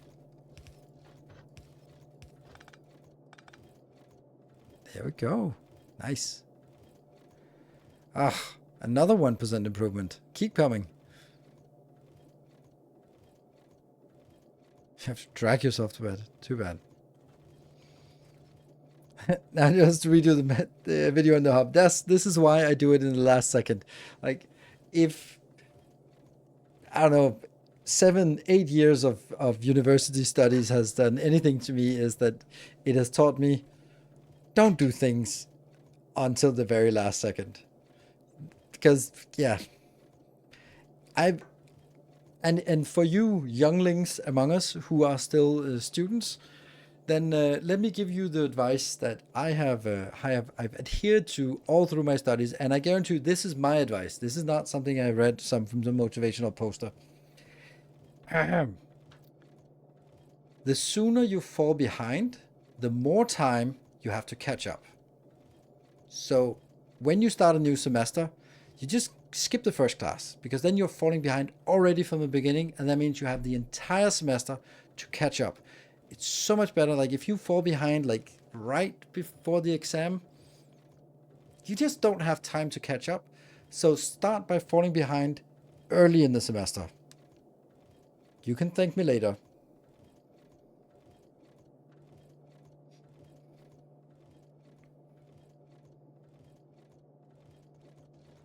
How to not procrastinate? How do you deal with it? Panic is a motivator. Yeah.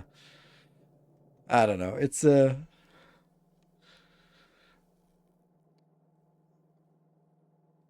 amazing analysis as always. Thank you. It's actually what I learned from university is don't think you are going to do the job you're studying for. Oh, absolutely. That's also very true. What? Nuclear reactor in hub also. Oh yeah, it needs an input. Yes, thank you. Perfect.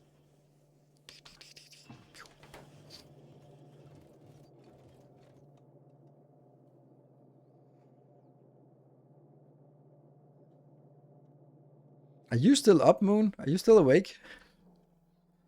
I feel that we've been really productive today. We built that one and we built that one. That's super productive for a single evening. I have a fully working grid base with logistics trains in vanilla without logic. Just properly set interrupts if you're interested. Not really. Um, I think that's amazing and cool.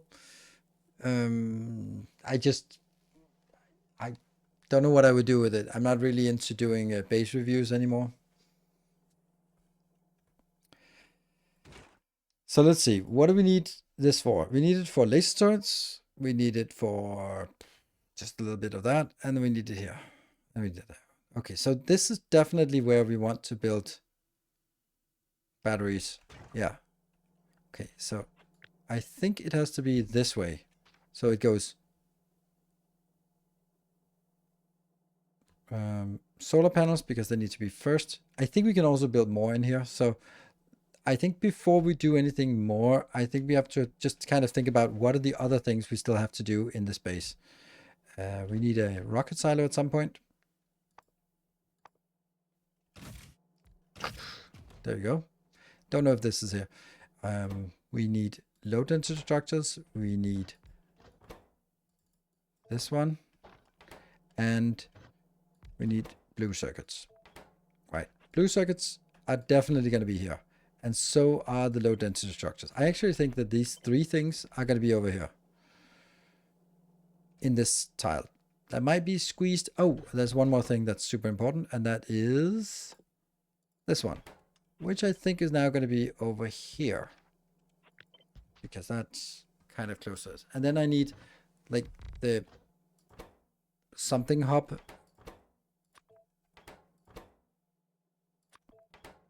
like for all these things here. And then we need electric engines as well, I think, because they need to be output for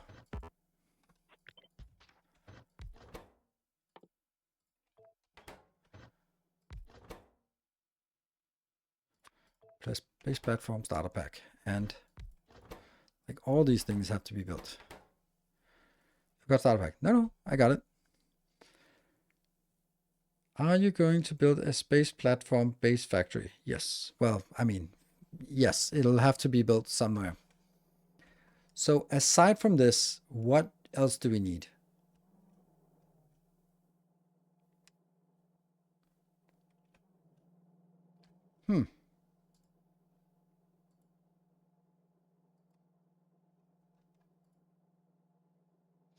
Modules? Yeah, but I can only make tier 1 modules until I get to space. And do I really want to build that here?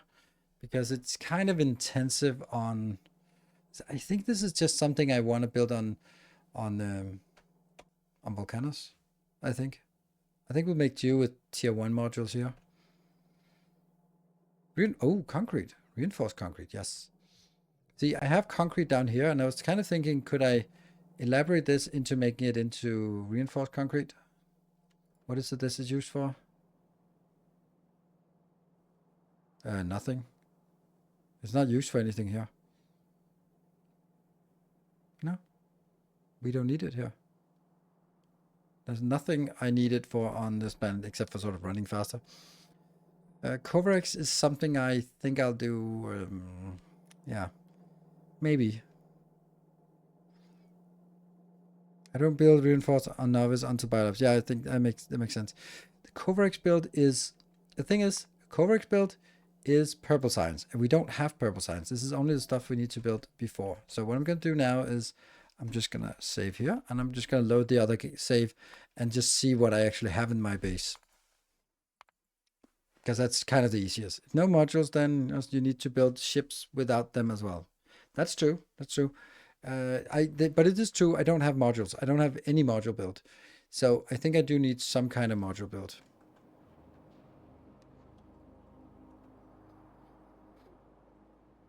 Hello, old base. Yeah, this kind of thing I'm gonna need. And then some launch area. Some here, here. LTS. Blue.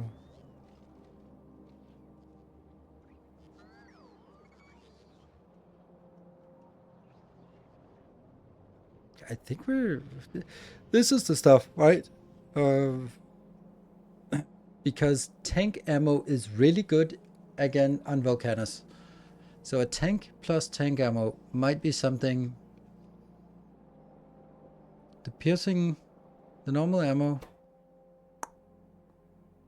the cannon shells, yeah. Like the cannon shells are really good.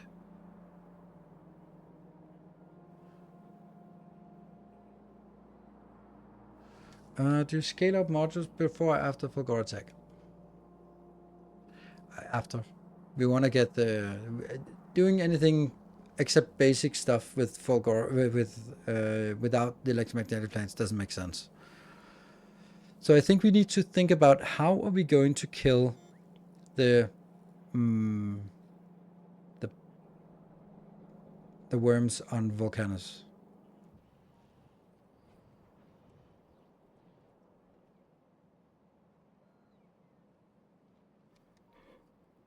Discharge defense. Turrets. It's either turrets and red ammo. We don't have red ammo, by the way. And alternatively, it is tanks and tank shells. Because I thought that was really efficient.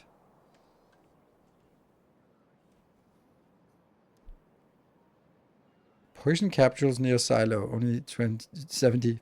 Wow. Yeah, red ammo is easy to make on volcanoes, yes. That they use these poison barrels or something. Nice.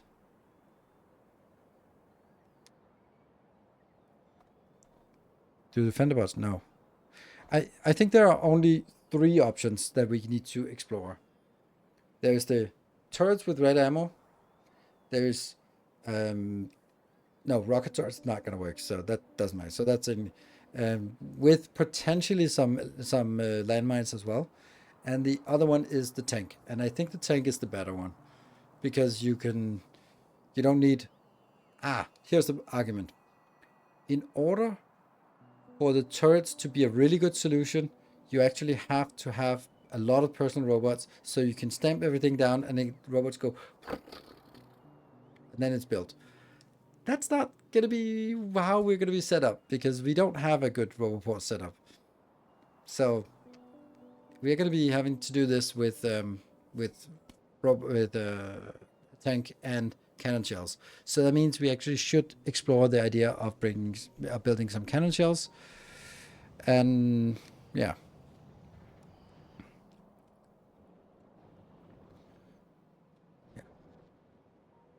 Cannon shells. That's it.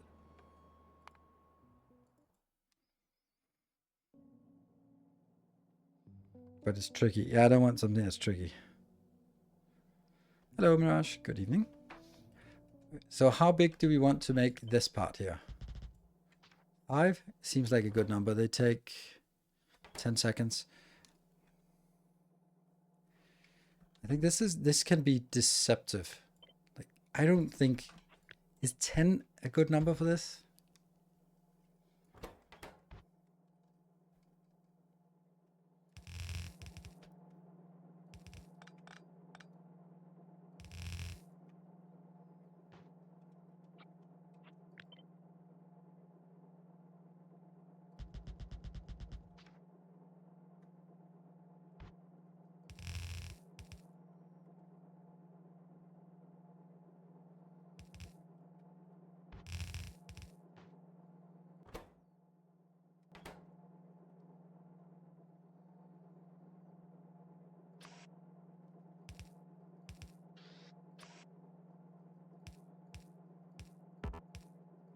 This wouldn't be green. That's basically it, right? Then we just need some power poles here. Yeah, that's...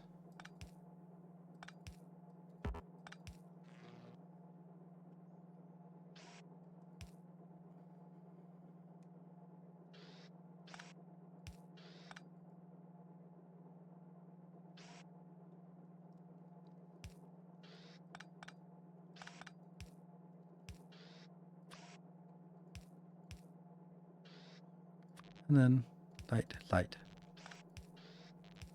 Something like this. That's pretty basic. Oops. Yeah, yeah.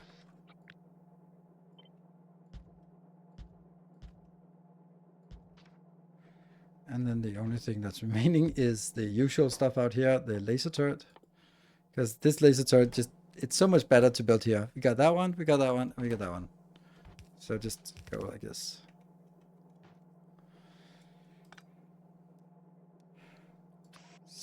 Steel, batteries, and green circuits. And then in a box.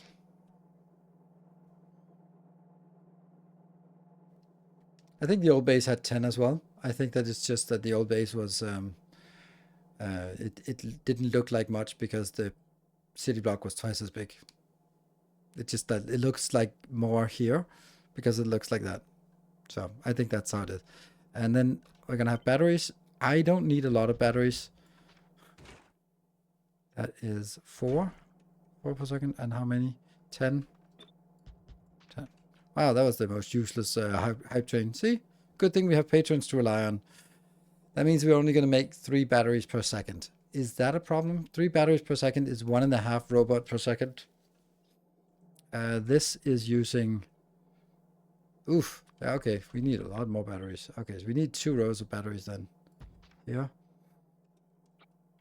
And then the robot rush we have to figure out how to do.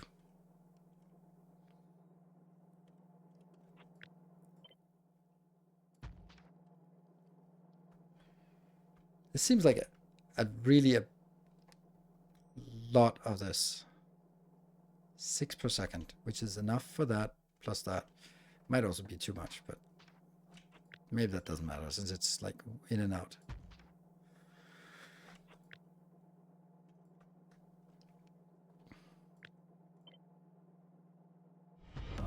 Our illustrious champion returns.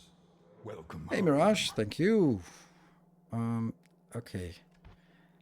I'm thinking whether we can do something clever.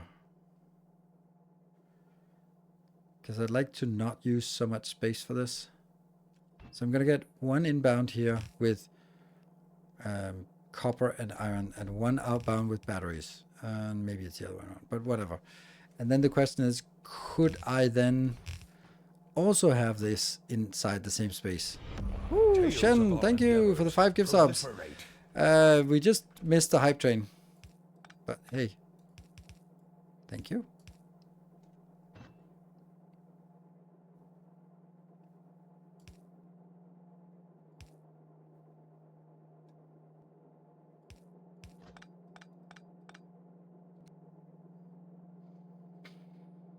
Yeah, now we don't have ins and outs.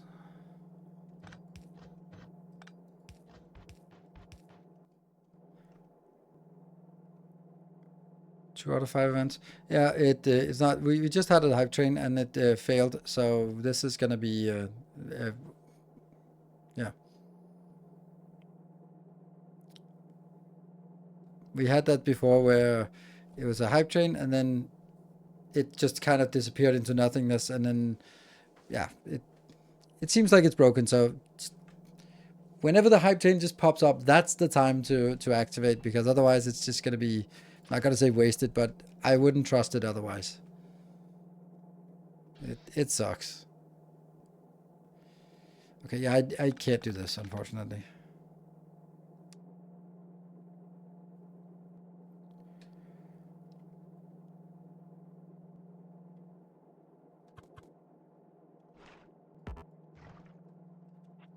Do you have enough sulfur to support this? No.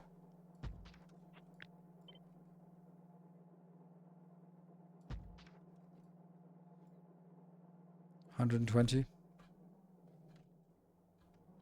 We have 100. So, almost.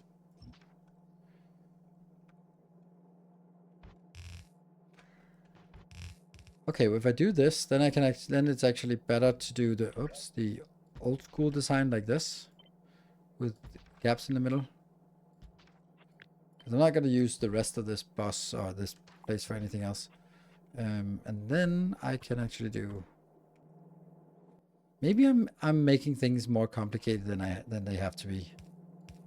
Because this is, yes, this is a good design, but it's a pain in the ass to build when you don't have robots. And I don't have robots by the time I build this. So I have to build this myself. And what does it do? It just saves a little bit of time. Or a little bit of space. Well, let's do this. And then maybe we don't need it.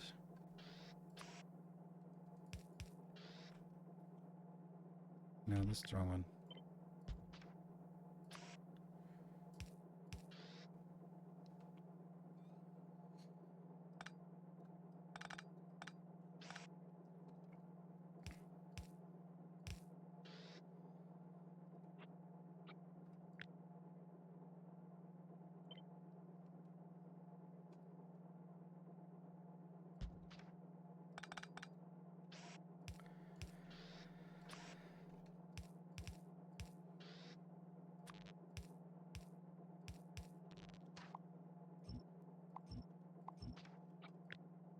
This.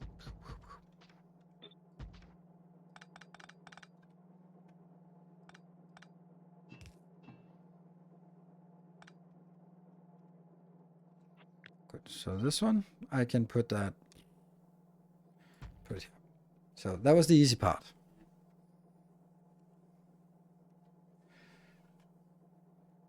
Can I use sulfur for blues as well? Yep, sulfur is coming in here.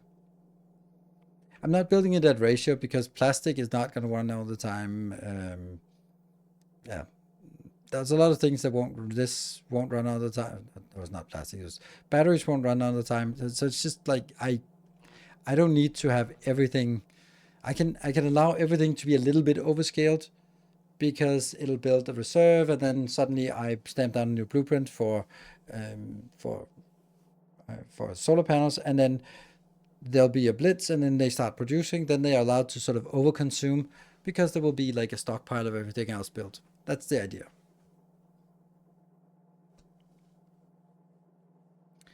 Vertical flip the battery maker so it feeds the battery's input better. But it's also going to go up here to that part. Let's look at this one. This is two of the... let's see. Yeah. Two of these go from one electric engine. It goes from one normal engine. So can we do some kind of design like this? Yes, we can, because that's kind of the idea of the red circuits, or the yellow signs, sorry. Okay, this needs steel, and this needs steel, yes. So we're going to have steel in this belt. This needs green, and this needs green. So we're going to have green on this belt. Green, green, green, and steel. So what are we missing? We're missing the gears and pipes, and we're missing that. Yeah. And we're missing the batteries. Okay. So the batteries here, which will be in and out and out and in, for example.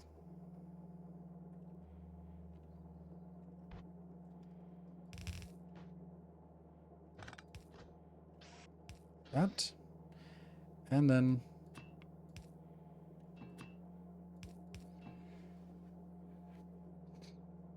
that gets lubricant in, it gets this one inbound. And it's a pretty neat little module, I think.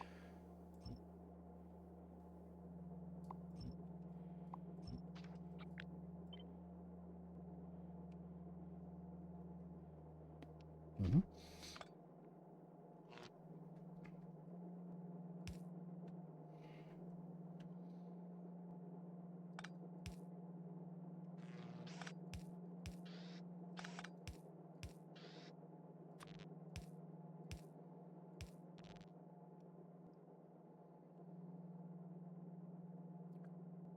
Yeah.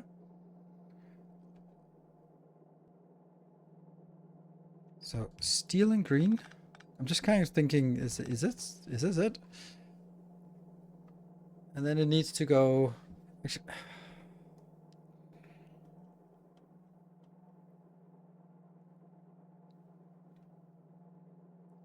because what it happens is that it ends over here.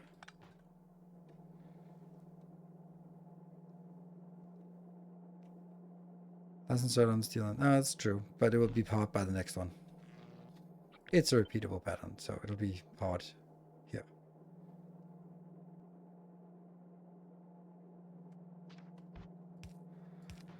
There we go. 2. So with a build like this, could I make it closer? No, I can't make it less than 7 tiles. And that, I think this will also be it. Maybe I could do something like this. And then flip all the belts.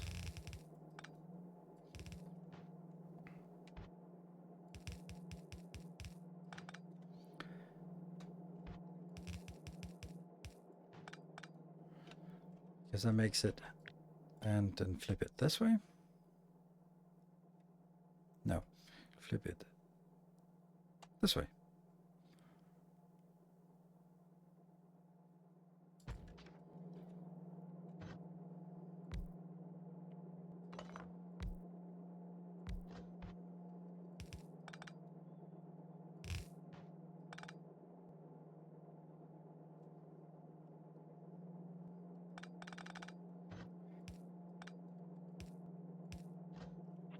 Something like this. That's gears, and then that's pipes. In, out, out. And then that's iron coming in. Okay, that's silly when I can just do this. And then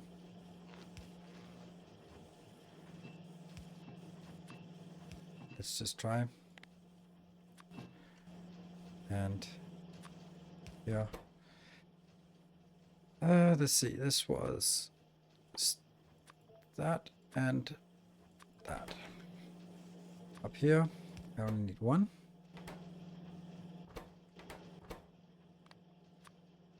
And that's the batteries. Oh, batteries should actually be... Okay, this definitely needs to be turned off or turned in a different way. And then over here, I'll have...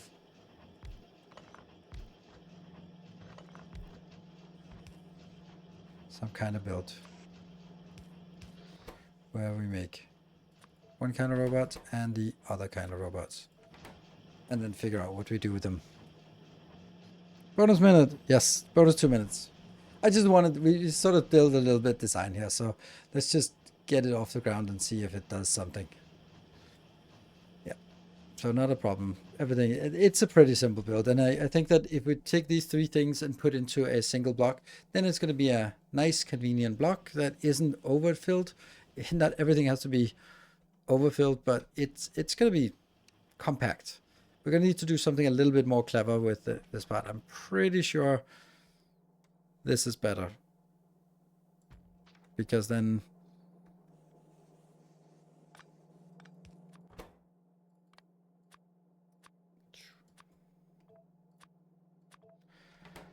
Yeah. What happened to that one? Did that just disappear? Oh.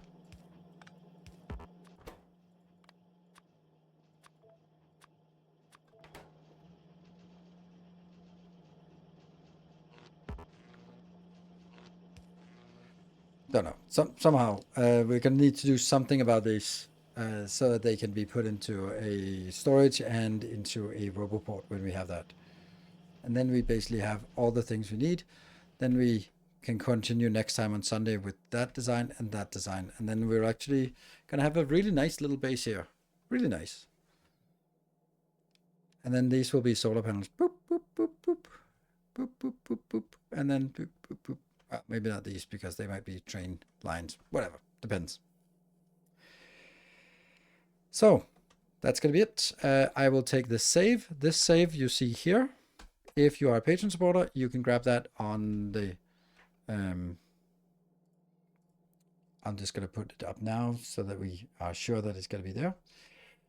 Yeah, so that is available for anyone who is interested in grabbing some of these designs. It's MC03.10. Yes, Masterclass 3, number 10. Sweet. And is now available. Thank you very much for watching. I will see you guys on Sunday for more Factorio. Good night, everyone. Take care and stay effective. Have a great weekend until we see each other again. Good night.